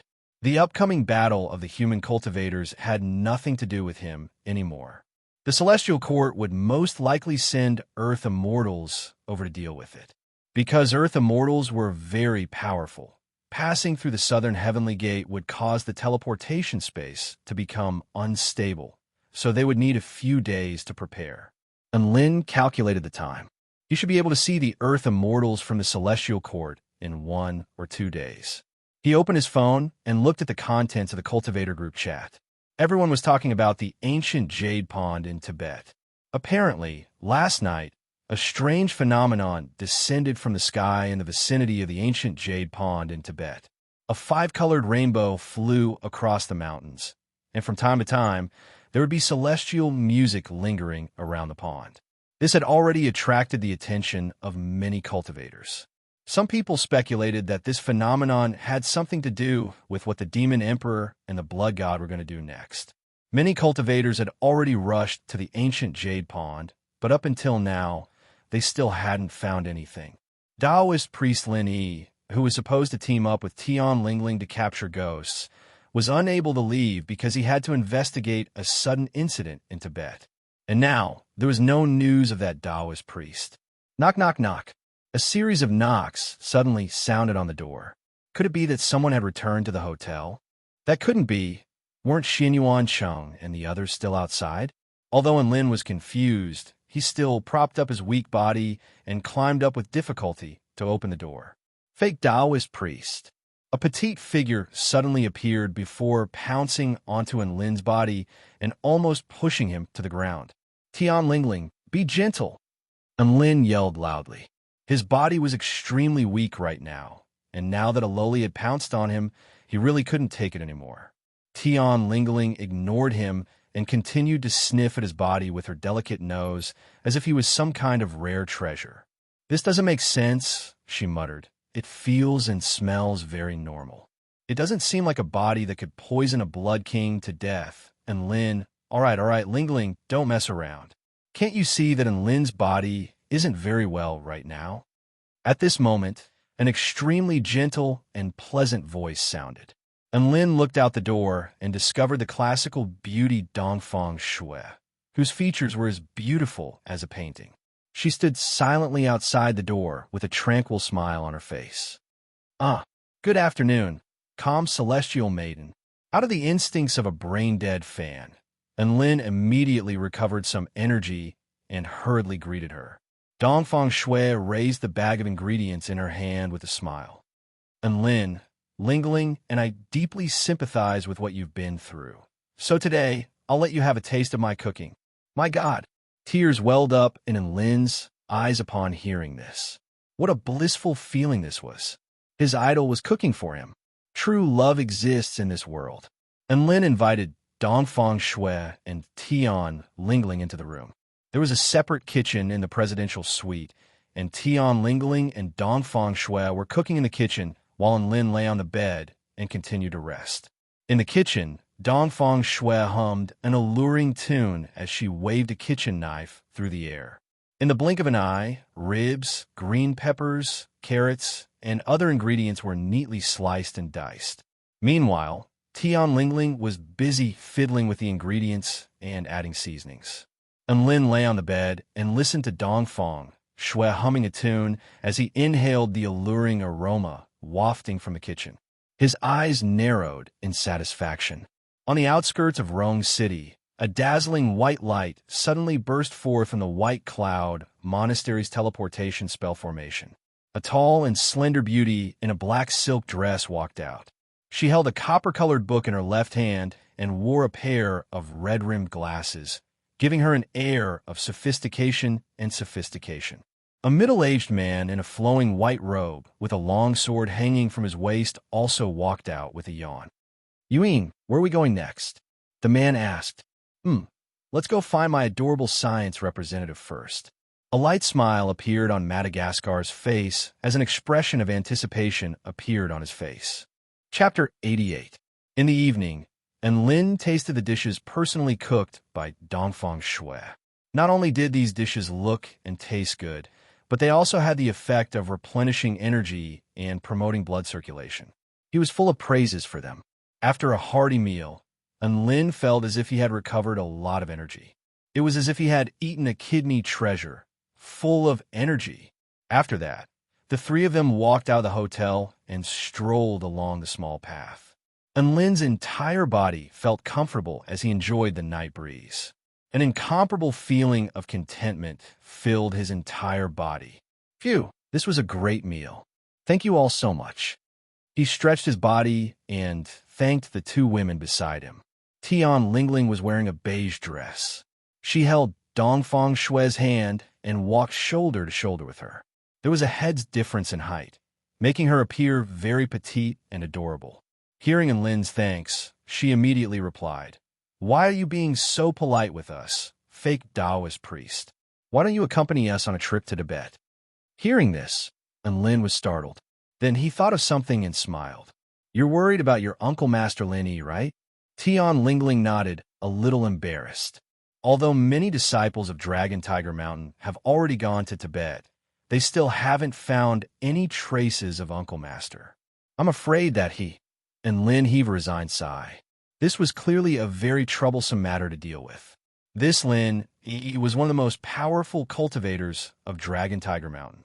He was a cultivator of the spirit-nurturing intermediate stage. If a cultivator of this level encountered a desperate situation, it would probably be quite troublesome. Within Lin and the others' cultivation base, how could they help with this kind of trouble? Tian Lingling saw Lin's hesitation and squeezed out a smile. Forget it. Fake Taoist priest, with your small body, you'll also suffer from altitude sickness if you go to Tibet. Let's not go for now." And Lin looked at the slightly stubborn little face of the girl beside him and thought that if he didn't agree to go to Tibet, she would probably insist on going herself. "How about this? I'll make some preparations tomorrow, and then we'll set off together. To be honest, I've never been to Tibet before, so I'm quite looking forward to it." And Lin said with a smile. "Really?" Tian Lingling's eyes lit up upon hearing this, and her adorable features were filled with joy. And Lin was just about to speak when a familiar female voice came from the sky. "There's no need to wait until tomorrow. Let's go tonight." Then a huge book descended from the sky, and a beautiful woman in black silk sat on it. She looked at Lin with a mysterious smile. "Teacher Yuing, why are you here?" And Lin exclaimed, "Yo, did I interrupt your date with these two little beauties?" Madagascar blinked with a smile and teased with interest. Dongfang Shui immediately blushed upon hearing this. Tian Lingling yelled, "That's right. Sorry for disturbing you. Say, who are you?" And Lin, this crazy girl, could it be that she didn't hear him addressing that girl as Teacher Yuing? Ha ha, this little sister is quite interesting. Madagascar looked at Tian Lingling with interest in his eyes. "By the way, how did you find me, teacher?" And Lin had already guessed why Madagascar was here. She was most likely the person sent by the Celestial Court to investigate the Demon Emperor. However, they hadn't contacted each other before this. So how did she find him? Tian Lingling finally came to her senses upon hearing Lin's words, and an awkward expression appeared on her face. Right at this moment, a white-robed male flew down from the sky. "Because this is fate. It's fate that brought us together." The male jumped down from his flying sword and spoke with a nonchalant expression. Madagascar glared at the male. "Fate my A**S. This is because Lin's mission badge resonated with our badges, so we were able to find each other by following their auras." And Lin nodded with a look of realization. The man, however, was unconvinced. "But isn't this fate? There's a connection in the unseen world, and through various events, we've been able to meet. Madagascar. She felt like arguing with this male would never lead to anything, so she ignored him. After Madagascar's introduction, Lin found out that the male was called Earth Immortal Ming Yuan. He was also a teacher at their school, and he formed a partnership with Madagascar to deal with the Demon Emperor incident together. Then, Earth Immortal Yuing took out another document. Within it was a request for the members of the team to assist Earth Immortal Yuing in completing this mission. This mission is very challenging. Aren't you surprised? Madagascar held up the document with a smile, and Lin nodded with a dark expression. I'm very surprised. No surprise, but it was full of shock. The Demon Emperor was an enemy with the strength of a soul formation stage cultivator. Why would they, who were of the 10th stage Tao body, go? They might even be killed by the shock waves from the battle. Had the school gone crazy, or had the celestial court gone crazy? Although he was very reluctant, he still called Xin Yuan Cheng and Su Xiaolan to inform them of this news. They had to rush over from other places, so they decided to continue on to Tibet the next day. After informing Xin Yuan Cheng and the others, Lin arranged for Madagascar and Earth Immortal Ming Yuan to stay in a hotel and told them everything he knew. What confused Lin was that they didn't plan to work together with the soul formation stage cultivators of the human world. Instead, they chose to act independently. Furthermore, the destination of this mission was the ancient Jade Pond in Tibet. Teacher, do you think the Demon Emperor and the others are really hiding near the ancient Jade Pond? Lin asked. After the coordinates of the demonic realm were exposed, human cultivators banded together to break into the demonic realm. However, in the demonic realm, they only discovered a few weak demonic cultivators, and the Demon Emperor and the others were nowhere to be seen. Ever since the strange phenomenon occurred in the ancient Jade Pond, many human cultivators had linked it to the demonic realm and formed teams to search for it, but they still didn't make any major discoveries. You'll know when you get there. There'll be a surprise. Madagascar had an enigmatic expression, which gave Lin a fright. Surprise? A sense of unease welled up in Lin's heart as he thought back to the pleasant surprises she had mentioned. However, in the end, Madagascar didn't reveal any clear information. Instead, she went straight back to her room to sleep, and Lin could only shake his head helplessly. Right at this moment, Earth Immortal Ming Yuan patted Lin's shoulder with an understanding expression. Student Lin, do you also feel that Teacher Yuing is very boring by always keeping us in suspense? Lin nodded emphatically upon hearing this, as if he had found soulmate. Earth Immortal Ming Yuan laughed heartily. Take me for example. I never beat around the bush. Lin's eyes lit up. Teacher, are you going to explain to me about the ancient Jade Pond? Earth Immortal Ming Yuan shook his head. I just read your fortune for you, student Lin. I never keep you in suspense, so I'll get straight to the point. This mission is a very inauspicious omen for you. Lin. Chapter 89. Earth Immortal Ming Yuan was a teacher of divination, and his divination skills were much better than crack-shot clairvoyance. Because of this, Lin was dumbfounded upon hearing this. After a long while, he asked with a bitter expression, Teacher, can I back out? Earth Immortal Ming Yuan smiled faintly. Sometimes, the more you want to avoid something, the more you can't avoid it. Perhaps it's because of your avoidance that the line of karma in the unseen world was successfully constructed. Teacher Ming Yuan, say something that I can understand. Lin's lips twitched as he spoke. Yes, you can't back out. I can't do anything about this. Earth Immortal Ming Yuan replied concisely. Lin. Earth Immortal Ming Yuan patted Lin's shoulder with an encouraging expression. As the saying goes, fortune and misfortune come hand in hand. Many times, risk represents opportunity. With this experience, perhaps you will grow even more. Thank you for your guidance, teacher. Sure enough, Lin's mood improved slightly upon hearing this, and he spoke with a grateful expression. Earth Immortal Ming Yuan nodded with a smile. In fact, he had a very deep impression of his student Lin. Their courageous struggle against fate was still fresh in his mind, and it gave him a deeper understanding of the workings of fate. Thus, he admired this young man who could always surprise people.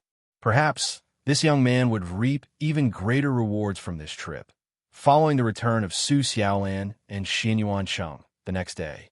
Enlin, Madagascar, Earth Immortal Ming Yuan, Su Xiaolan, and Xianyuan Cheng set off toward the ancient Jade Pond in Tibet. This was an independent mission from the Celestial Court, so Tian Lingling and Dongfang Shui didn't follow them. And Lin took a photo of Lin Yi that Tian Lingling had given him and promised that if he encountered Lin Yi and Lin Yi was also in danger, he would find a way to help her escape. Next, Lin and Su Xiaolan both jumped onto Madagascar's book and flew to Tibet. Xianyuan Cheng and Earth-level deity Ming Yuan followed closely behind. The average altitude of Tibet was more than 4,000 meters, and it was known as the roof of the world. As for their destination, the ancient Jade Pool, it was located in a mountain range that was more than 6,000 meters above sea level. After an hour of flying, Lin and the others saw the endless snowy mountains. As they flew higher and higher, the color of the sky became clearer and more transparent. There were few plants and animals on the ground, only gravel and glaciers. "Our destination is right ahead," Madagascar said as he slowly descended the book. And Lin looked ahead and saw a pool of water. He finally understood why this pool of water was called the Ancient Jade Pool. From afar, it really looked like a piece of green ancient jade. It was smooth and transparent, like a jade sea with blue waves. Even though the surrounding environment was extremely cold, the pool of water appeared warm and gentle, making one feel happy. If it wasn't for the rugged terrain and inconvenient transportation, perhaps this place would have become a famous scenic spot. There were also several human cultivators around the ancient jade pool. They were cultivators who had come to investigate the ancient jade pool. When they saw Madagascar and the others flying over from the sky, there was a look of respect on their faces. Cultivators above the spirit-nurturing stage were already the most powerful group of cultivators on Earth. They had come here to investigate, so the other cultivators naturally didn't dare to rashly disturb them. There are remnants of the domain auras of other soul formation stage cultivators here. It looks like they've already been here once, but it's obvious that they didn't find much. Madagascar flipped to a certain page in the ancient book and smiled with narrowed eyes. The domain she was talking about was a personal domain created by soul formation stage cultivators by combining their own insights. It was one of the symbols of soul formation stage cultivators. And Lin glanced at Madagascar, who was brimming with confidence. He knew that it was time for her to show off her skills. Sure enough, Madagascar continued. "If you don't know some of the secrets of this place, you won't be able to discover its secrets. Heavenly light and water shadows, the fusion of illusion and reality. All of you, come over and stand with me." Madagascar beckoned to Enlin and the others. Enlin and the others didn't know what was going on. Even Earth Immortal Ming Yuan was confused. However, they still obeyed and stood beside Madagascar. Then, Madagascar took out his phone and used an immortal spell to make it float in the air. "Come, come, come. Such a beautiful scene. Everyone look at the camera and smile." Enlin, Su Xiaolan, Earth Immortal Ming Yuan, Kacha. The phone captured the smiling Madagascar, as well as the four people with cold expressions on their faces. Behind them was the beautiful ancient jade pond and the snowy mountains. "Ewing, look, we've already taken a group photo. It's time to enter the ancient jade mystic realm, right?" Earth Immortal Ming Yuan asked in exasperation. Madagascar was the only one among them who knew how to enter the ancient jade mystic realm. She was the only one who could lead everyone into the mystic realm. And Lin and the others couldn't help but become more alert when they heard that there really was a mystic realm here. However, Madagascar shook her head. "It's not time to enter yet. We have to wait until the moon rises before we can open the passageway. Before that, let me brief you on your mission and the specifics." Then Madagascar smiled at Lin and the others. "Do you know why I called all of you to come to this mystic realm?" And Lin and the others shook their heads in bewilderment upon hearing this. They were going to fight the demon emperor? Of course not. The Celestial Court wouldn't let Lin and the others take unnecessary risks. Madagascar. That's because the ancient Jade Mystic Realm has already been split into 4 mystic realms. The Whitebone Realm can only be entered by cultivators of the Tao Body stage. The Spirit Origin Realm can only be entered by cultivators of the Spirit Nurturing stage. The Soul Separation Realm can only be entered by cultivators of the Soul Formation stage. And the Consolidation Realm. Xinyuan Cheng. I see. We have cultivators of the Tao Body stage, Spirit Nurturing stage, and Soul Formation stage. Are we going to carry out missions in different mystic realms? Madagascar nodded. That's right. This ancient Jade Mystic Realm is a place that Emperor Ziwei of the Celestial Court used to purify the evil-slaying sword of the Darkwing tribe. The Mystic Realm itself is a purification spell formation. This spell formation is known as the 3 Extremes Spirit Destruction Spell Formation. It can draw upon the power of the earth and split it into 3 streams of energy. These 3 streams of energy will cleanse the evil-slaying sword spirit and allow the evil-slaying sword to give birth to a new sword spirit. However, this spell formation has a flaw. When the energy of the evil-slaying sword spirit is stripped away, its energy will seep into the 3 realms of the spell formation and spawn monsters of different cultivation realms. These monsters are like plugs in the spell formation. They will block the circulation of the spell formation. Our mission is to enter the 3 realms and kill all of these monsters to clear the spell formation. Lin suddenly felt very tired after hearing Madagascar's words. This was like some King cultivator playing with a weapon and asking them to do odd jobs for him. However, doing odd jobs was a bit difficult.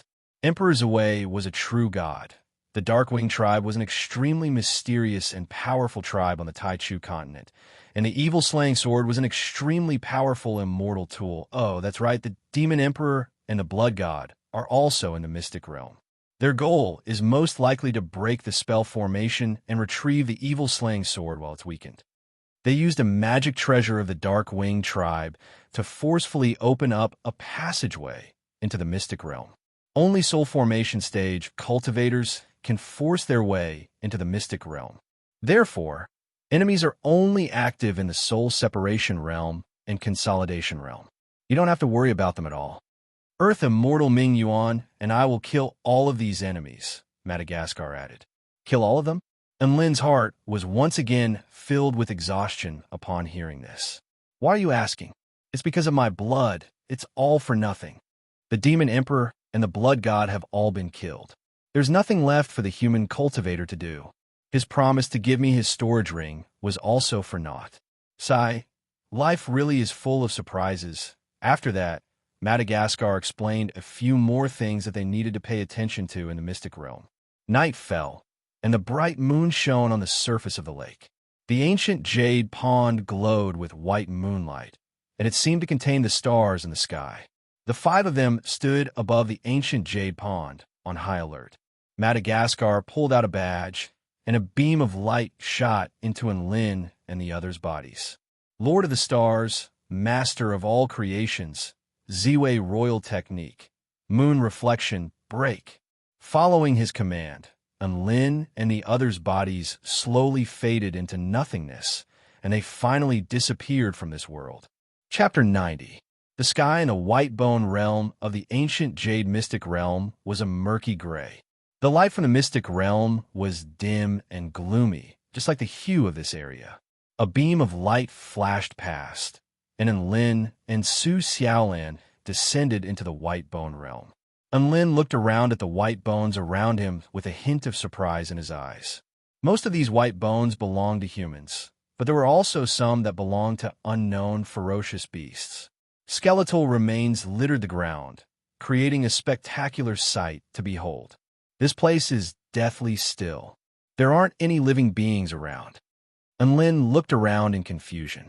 The ground was black, the bones were white, and the air around them was deathly still. There were no living beings around. Let's not get careless. Teacher Yuing said that the spell formation hasn't been cleaned up for a long time, so there should be quite a few monsters gathered here. Su Xiaolan had already drawn her long sword as she spoke with a cautious expression. And Lin nodded and walked forward with a cautious expression. The White Bone Realm wasn't actually very big. It only had a radius of about 2 kilometers. As the two of them walked into the White Bone Realm, the surrounding environment seemed to be changing.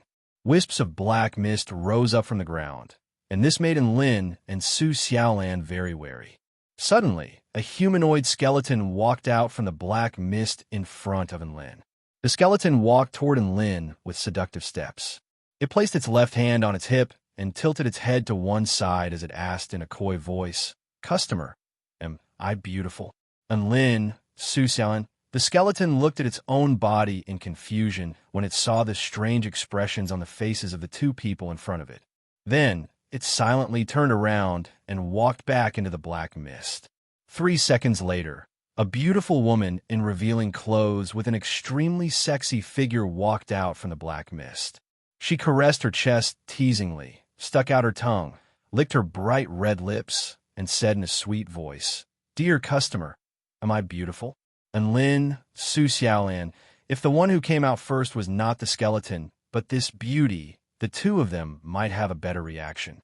Right now, and Lin didn't say anything and directly threw out a mountain-quaking fist. Rumble. When the huge golden fist hit the sexy beauty, she was directly beaten back to her skeleton form, and even her bones were shattered by the terrifying fist energy. The black mist in front of Lin also began to dissipate as the skeleton was destroyed. I probably have to clear out all the skeleton soldiers in the black fog before I can open up the passageway to this secret plane. After the black fog dissipated, and Lin had a look of understanding on his face. Su Xiaolan also nodded her head in agreement. However, her eyebrows were slightly knitted together as she said, "But at a glance, there are at least 100 strands of black mist in the White Bone Realm. If I were to fight them one by one, not only would it take a long time, but it would also consume a lot of energy." Hearing this, Lin thought for a moment before his eyes lit up. "Let's go do an experiment first." After saying this, he ran in front of another strand of black mist. Sure enough, another sexy beauty walked out from the black mist and continuously flirted with him. Lin immediately turned around and ran away after seeing this beauty. "Customer, don't go." The beauty panicked and chased after him with a sharp, cold light flashing on her fingertips. "Xiaolan, I'm going to circle around this White Bone Realm and pull all the monsters here. Stay here and prepare an immortal spell of mass destruction." And Lin yelled at Su Xiaolan as he ran toward another plume of black mist while being chased by the beautiful woman. This is a good idea. It saves time and energy." Su Xiaolan's eyes lit up, and she immediately began to prepare an offensive flame formation. Every time Lin approached a strand of black mist, a beauty would run out and chase after him. These beauties were actually very similar in appearance. When he looked behind him, it was as if he could see a group of Korean beauties chasing after him. They were all chanting the same line, "Customer, don't go." Of course, there were also some skeletons who had failed to transform among the army of beauties. These skeletons also yelled in a flirtatious voice, "Customer, don't go." Goosebumps appeared all over Lin's body upon seeing this. F***, didn't these brainless skeletons look at themselves in the mirror before trying to seduce someone? The lap around the White Bone Realm was almost over. An army of a few hundred beauties had already gathered behind Lin. As they trod on the bone-filled ground, cracking sounds rang out. It was as if a torrential downpour was crashing onto the ground, creating an astonishing scene. That extremely tempting sentence of "Customer, don't go," was said. Because there were so many people shouting, the scene became even more imposing. The allure was completely gone, and it was already starting to become a little frightening. Elsewhere, Su Xiaolan had already finished setting up an offensive flame formation. She had even used her sword to draw a circular line on the ground to show the range of the formation. Lin turned around and heaved a sigh of relief when he saw that none of the beauties had fallen behind. However, he was also a little disappointed. Actually, the feeling of being chased by a large group of beauties was very strange, because this was the first time he had been chased by so many beauties. Although he knew that they were all fake, he still felt a little good. When this army of beauties had all stepped into the spell formation, and Lin immediately sped up and rushed out of the spell formation. Then, he turned around and glanced at the army of beauties that were still chasing after him. At this moment, a golden light flashed through his eyes, and a supreme aura spread out in all directions along with a ripple. Over half of the beauties instantly lost their footing and fell to the ground. Even some of the beauties with powerful auras faltered. At the same time, Su Xiaolan made a hand seal, and the ground of the offensive flame formation suddenly became scorching hot. In the blink of an eye, a pillar of flames shot up into the sky from the scorching hot ground. Boom! The scorching flames enveloped the hundreds of beauties in the spell formation. Inside the flame formation, the beauties revealed their true faces. One by one, the skeletons in the spell formation screamed mournfully and eventually fell to the ground. The flames in the spell formation gradually dissipated, and the army of beauties had turned back into skeletons scattered on the ground, emitting black smoke. At the same time, the black smoke in all parts of the white bone realm began to dissipate. Done! Su Xiaolan came to Enlin's side, her beautiful and flawless face a little pale. Obviously, that spell formation had consumed a lot of her energy. Now that the monsters have been cleared, the gate to the consolidation realm should appear, and Lin said as he looked around. Madagascar had once said that as long as all the monsters in the white bone realm were cleared, the passage to the consolidation realm would appear. That passage was a one-way passage, and it could only be entered from the white bone realm to the consolidation realm. And Lin and Su Xiaolan only needed to wait at the entrance of the passage. Once Madagascar had eliminated all the enemies in the consolidation realm, he would inform them to enter with a spirit talisman. Suddenly, the ground began to shake, and a white gate began to appear in the white bone realm. Behind the gate was a pure white light, and it was impossible to see what was inside. This should be the entrance to the two secret realms. Let's go. We'll wait at the entrance of the passage, and Lin said. Clack, clack. Suddenly, the crisp sound of footsteps came from inside the gate. Be careful. Something is coming through the gate. Su Xiaolan looked at the gate with a solemn expression, and Lin was also shocked, and all the muscles in his body began to tense up. Wasn't this passage one way? Why was there something coming through? Chapter 91. In the spirit origin realm, a green stream of water filled the entire space. Giant pythons slithered through the water and stared coldly at the man in white who was slowly walking toward them. The entire space was filled with a green mist. The mist contained a deadly poison that could kill without leaving a trace. Xianyuan Cheng held a long sword in his hand. All the giant pythons that pounced toward him were diced by his sword. Not a single one was spared. A circular white chi shield protected his body. It grew and multiplied endlessly, isolating all the poisonous aura. The source of the poisonous mist is nearby. He looked up and saw a giant figure slowly appear. It was 30 meters tall and had an extremely powerful aura. 9 ferocious-looking snake heads grew on its enormous body. They flicked their tongues and stared coldly at Xianyuan Cheng. An astonishing aura erupted from Xianyuan Cheng's entire body. One man and one sword stepped into the sky and fearlessly pounced toward the 9-headed monster. In the soul-severing realm, there was a green grassland. The air here was fresh and the vital energy was rich. A gentle breeze blew past, making people feel relaxed and happy.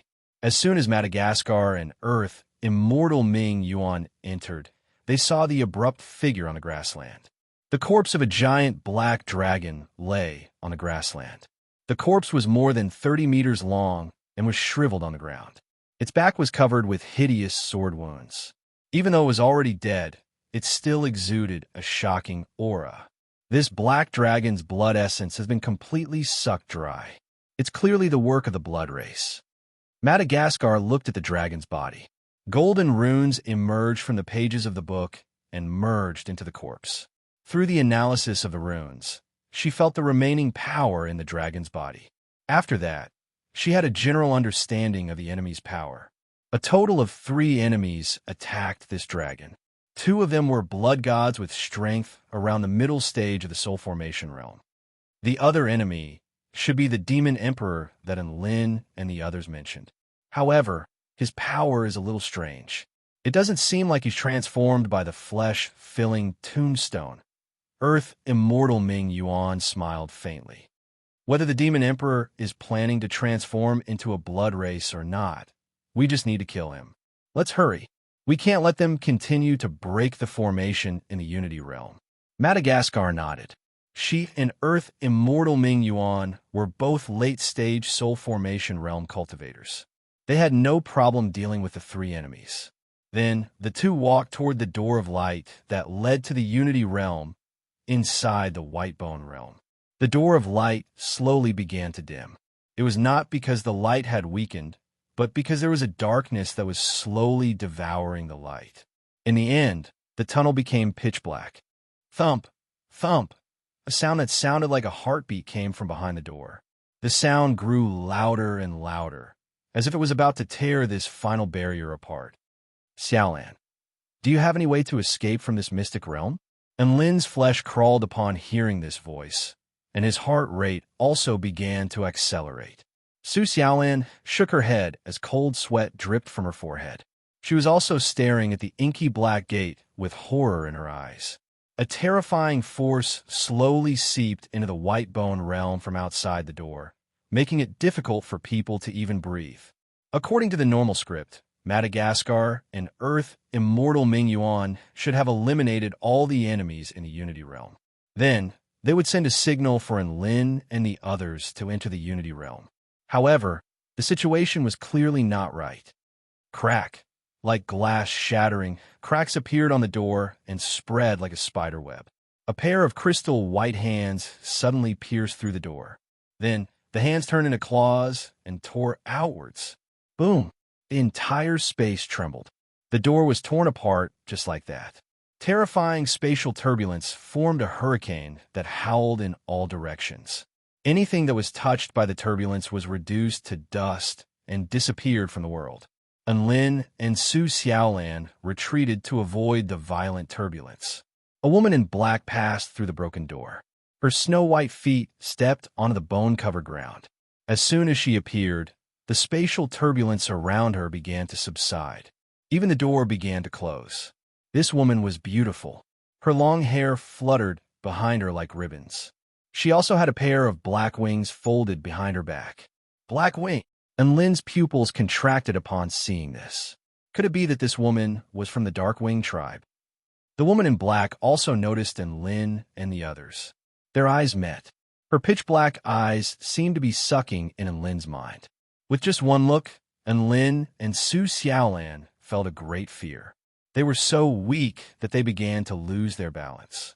Too powerful, Lin felt as if he was facing an endless abyss. He could not muster up any resistance. The woman in black did not pay attention to the 2 in front of her. She continued to look around as if she was sweeping away a speck of dust. A blood-colored nail floated beside her, emitting a strange red glow. Wrong. Realm-piercing nail continue. As the cold voice sounded, the blood-colored nail began to tremble. Then, it pierced into the void. Boom! The void began to crack, and a pitch-black hole appeared once again. The entire land of white bones began to tremble involuntarily. This was no longer as simple as tearing open space. It was clear that this spell formation had also suffered a violent impact. The woman in black turned around and walked into the pitch-black passageway without looking back. The passageway began to shrink as the woman stepped into it. In the end, everything returned to silence. She left just like that, and Lin was in disbelief. He stared blankly at the passageway that had already disappeared. A bitter smile appeared on Su Xiaolan's face. Perhaps in her eyes were just harmless ants. And Lin came to a realization and said urgently, "The Dark Wing tribe is here, and they are terrifyingly powerful. Their target is most likely the evil slaying sword. We must pass this information to Teacher Yuing as soon as possible." But how are we supposed to do that? Only Teacher Yuing can activate this message talisman. Also, this message talisman can only be activated by Teacher Yuing. Once the message talisman burns, it means that we can enter the consolidation stage. But now, Su Xiaolan held the yellow message talisman, a helpless expression on her face. And Lin was startled when he heard this. Then he let out a sigh. He took out his phone and found that the signal was 0. He could not help but shake his head again. This time, he really was at his wit's end. I also discovered another problem. And Lin pointed at the empty white bone realm around him. The gate to the consolidation stage seems to have been destroyed by that woman. Teacher Yu Ying's cultivation base is limited. So does that mean we can only stay in this white bone realm forever? Su Xiaolan blinked her beautiful eyes, also realizing the severity of the problem. However, she could not think of any solution in the end. She could only sit on the ground dejectedly, her face full of worry. In the spirit origin realm, the last head of the 9-headed monster was severed by a pure white sword projection. Its gigantic body began to collapse to the ground. Xin Yuan Cheng flicked his sword, and the blood on his sword fell off. There was some exhaustion on his face, but fortunately, he was not injured. The surrounding poisonous miasma slowly dissipated with the collapse of the 9-headed monster, and a pure white gate began to appear. Now I just need to wait for the message talisman to burn. Then I can enter. Xin Yuan Cheng looked at the talisman treasure in his hand and muttered to himself. After a while, the talisman treasure in his hand suddenly emitted a bright light. What does the talisman treasure emitting light mean? I didn't mention it before. Xin Yuan Cheng looked at the talisman treasure in his hand, a confused expression on his face. Could it be that Teacher Yuing sent the wrong message? She actually wanted the message talisman to burn? Xin Yuan Cheng stared at the gate glowing with a pure white light and began to hesitate. To enter or not to enter. Chapter 92. And Lin and Su Xiaolan's message talismans also began to glow, but they could only stare blankly at the message talismans, unable to do anything. Just as the two of them were speechless, a white light suddenly shone from their bodies. A hint of joy appeared in Lin's eyes. He recalled the scene when they were about to enter the mystic realm. In other words, this white light could directly teleport them out of the mystic realm. Sure enough, their bodies began to turn incorporeal and eventually disappeared from the white bone realm. And Lin and Su Xiaolan only felt the space around them shake, and then they returned to the edge of the ancient jade pool.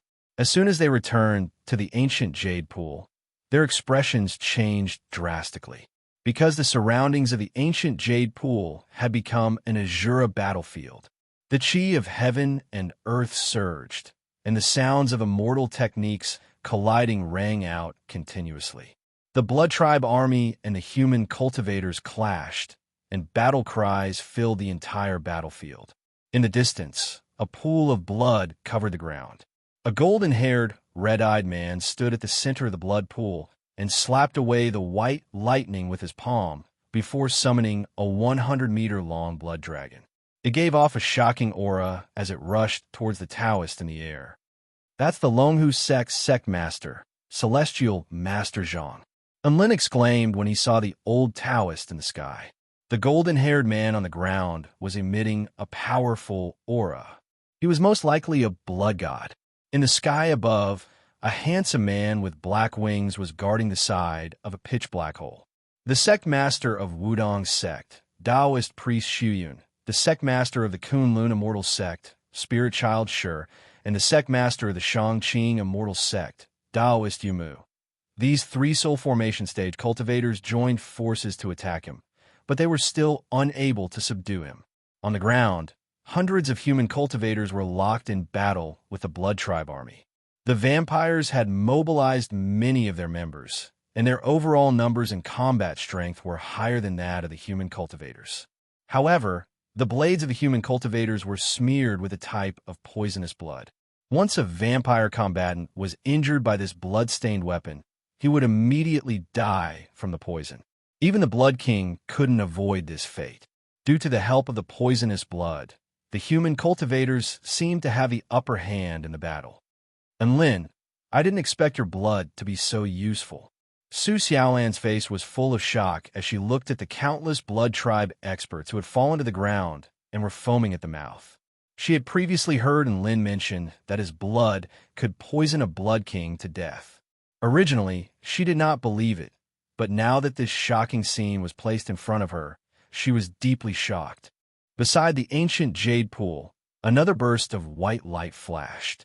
Xianyuan Cheng stood at the edge of the pool with a puzzled expression, wondering why he had been teleported out before he had even reached the consolidation realm. Madagascar and Earth Immortal Mingyuan also appeared beside the ancient jade pond. All of them were heavily injured and looked to be in a sorry state.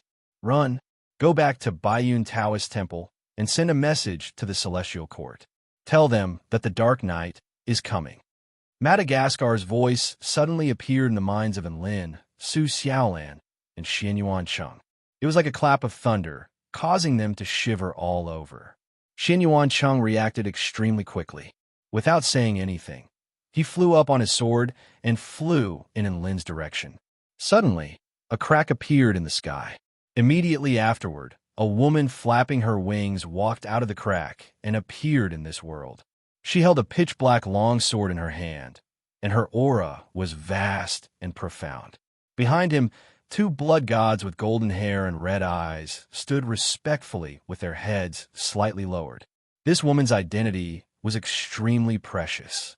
She was one of the 12 true monarchs of the Darkwing tribe, an ally of the Blood tribe. She was the return to Void Stage Master of the Dark Knight. The Sword Spirit has been completely converted and has successfully broken free from the restraints of the Grade 3 formation. Demon Emperor, as the new Sword Spirit, I will not mistreat you. Now, I will let you drink the blood of cultivators to your heart's content. The Dark Knight looked at Madagascar and Earth Immortal Mingyuan who were on the ground. They had activated the defensive formation, but it was already full of cracks. She then turned to look at Xianyuan Cheng, who was flying on his sword, and curled her lips slightly. The cultivators who have been tainted by the aura of the mystic realm must have been sent by the Celestial Court. It's better to kill them.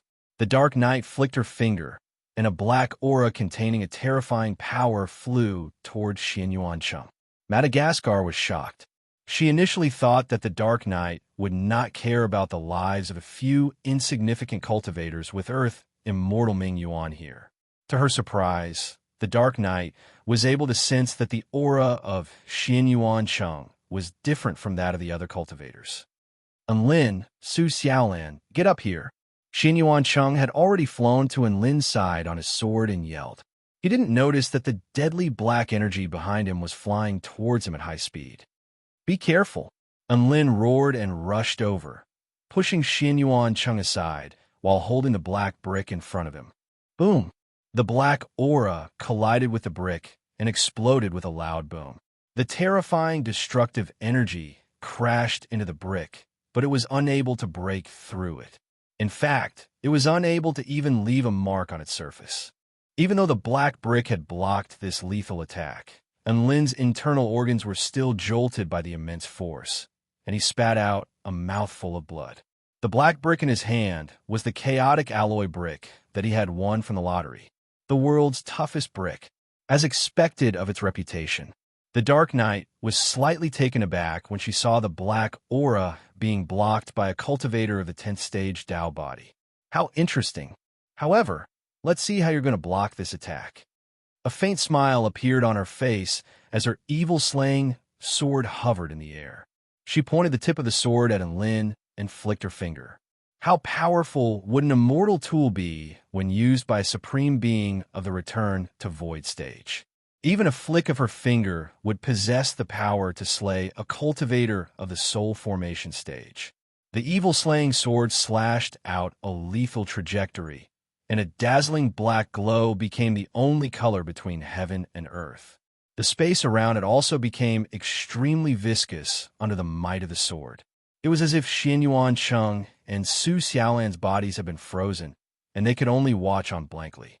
And Lin stared at the evil-slaying sword flying toward him, and an aura of death enveloped his entire body. His mind became completely blank. This was an irresistible power, a power that struck despair into one's heart.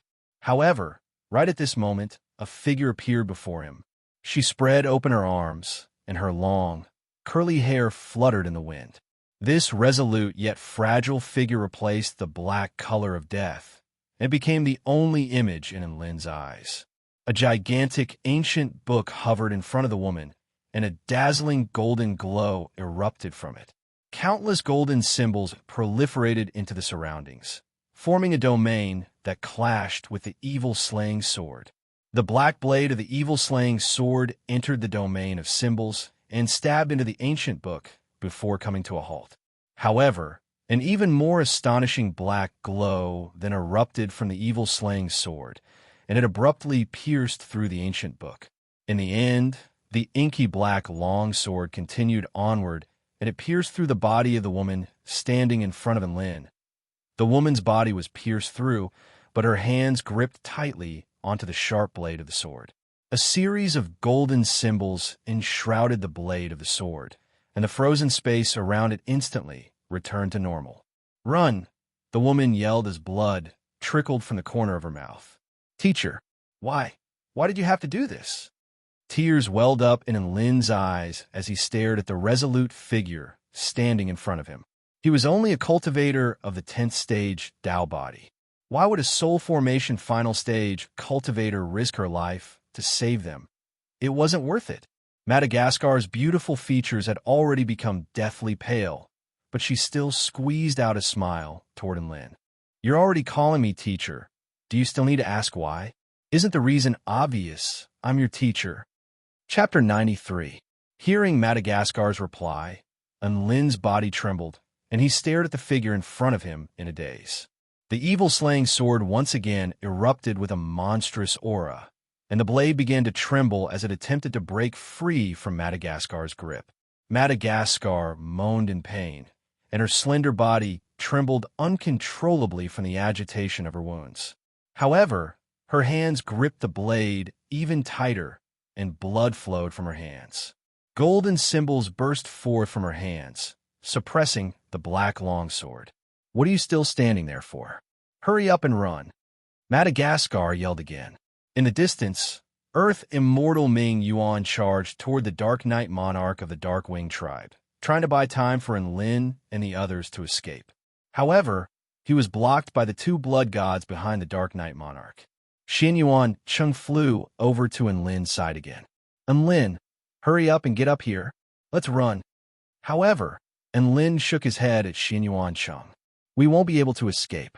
What do you think are the chances of a spirit nurturing stage cultivator escaping from a return to void stage cultivator? I don't care how small the chances are. Are you going to let teacher Yu Ying's efforts down?" Seeing Lin's expression, Xin Yuan Chung, who had always been mild-mannered, rebuked him angrily for the first time. Lin shook his head again. "It's not like that. If we choose to escape, it's very likely that we'll all die here. However, I still have a second choice." Hearing Lin's words, Xin Yuan Chung stared at him in confusion. Soon, he seemed to have thought of something, and his expression shifted. "Could it be that you're going to use that technique?" "That's right. If I use that technique, perhaps everyone will have a chance to survive. Teacher Yuing is willing to sacrifice herself for us, so why should I be stingy with my own life?" For some reason, when Lin said this, he felt as if his entire body had lightened, as if there were no more burdens on his shoulders. There was no school's soul-sealing ice coffin, and there was no Chong Yi's second-grade immortal pill. This time, perhaps he would really die. Lin glanced at Su Xiaolan and Xin Yuan Chung with a hint of longing in his eyes. Then, he turned to look at Earth Immortal Ming Yuan, who was battling the two blood gods in the distance.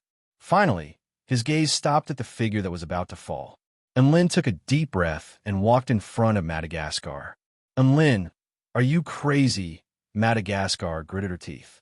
Seeing that Lin didn't run away and stood in front of her instead, she couldn't help but feel angry.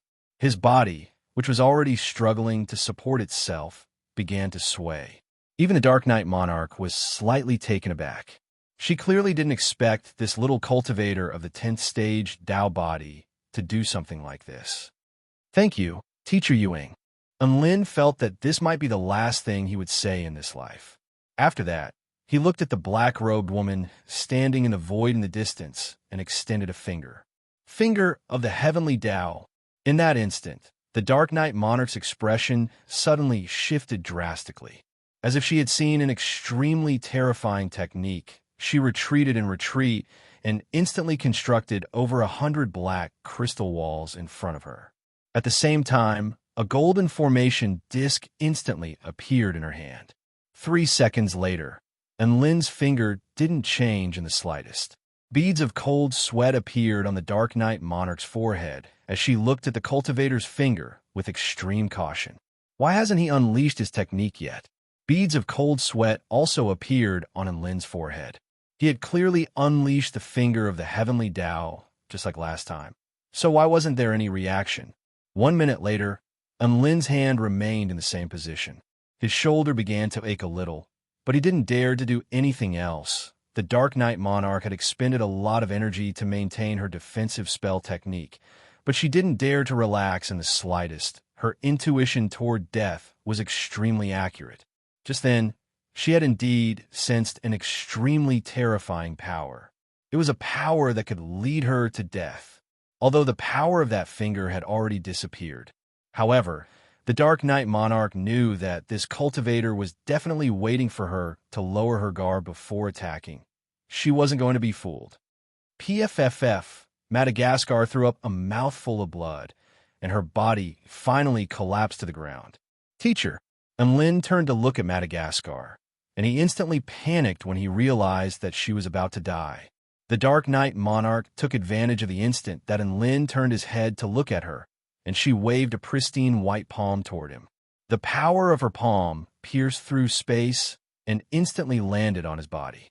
And Lin felt an indescribable force, and he felt as if his body was about to be completely torn apart by this palm. Like a cannonball, his body was sent flying for several hundred meters before crashing into a tall mountain, which caved in and cracked open. If it weren't for the fact that Lin had cultivated the Earth Lotus Supreme skill, which granted him an extremely powerful physical body, that palm would have taken his life. However, even if he hadn't been killed by that palm, his current condition wasn't any better. He threw up a mouthful of blood mixed with fragments of his internal organs. His body trembled uncontrollably, and he couldn't even move a single finger. Am I going to die?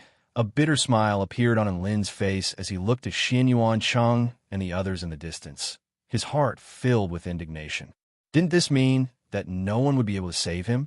Why did this happen when he had made up his mind to sacrifice himself? The Dark Knight Monarch was also a little surprised to see Lin severely injured with a single palm. She had always thought that this unassuming little cultivator was a mighty figure who was concealing his strength. But now, it looked like she had been overthinking. Aside from the fact that this cultivator's physical body was a little powerful, there was nothing special about him. At most, he would add a little more. He also had a special skill to scare people. Even so, the Dark Knight Monarch still wouldn't underestimate Lin, and she didn't hold back this time. Eternal night. The Dark Knight Monarch's cold voice sounded from her lips. Instantly, the sky began to darken, obscuring the starlight and even the glow of the moon. The cultivators on the ground widened their eyes when they saw the scene that caused the sky to darken. A few Soul Formation stage mighty figures noticed the woman in black standing silently in the air, and their pupils contracted as their hearts sank. Sword come. The Dark Knight Monarch gripped the air. Instantly, thick darkness surged violently, condensing into a black longsword several thousand feet in length. The longsword pierced through the air, exuding a terrifying aura that forced all the Blood Tribe warriors and human cultivators on the ground to kneel, as if they were submitting to their monarch. And Lin grimaced at the sight of this terrifyingly powerful sword technique. You F***king need to use this technique against a cultivator of the 10th stage Tao body? It's like using a nuclear bomb to kill an ant. What a waste. However, Lin was unable to resist. He couldn't even move. The only thing he could do was curse in his heart. Ding dong. Detected that host is facing a grave threat. Do you agree to sacrifice 1/5 of your life? You will obtain unimaginable power. And Lin's heart trembled. Sacrifice 1/5 of his life? Obtain unimaginable power? What a joke! He was willing to sacrifice his life in order to save Xin Yuan Cheng and the others. I agree. Just as he finished speaking, the black longsword several thousand feet in length slashed down with the power to annihilate everything. The entire snow mountain was instantly engulfed by boundless darkness, crumbled, and finally returned to nothingness.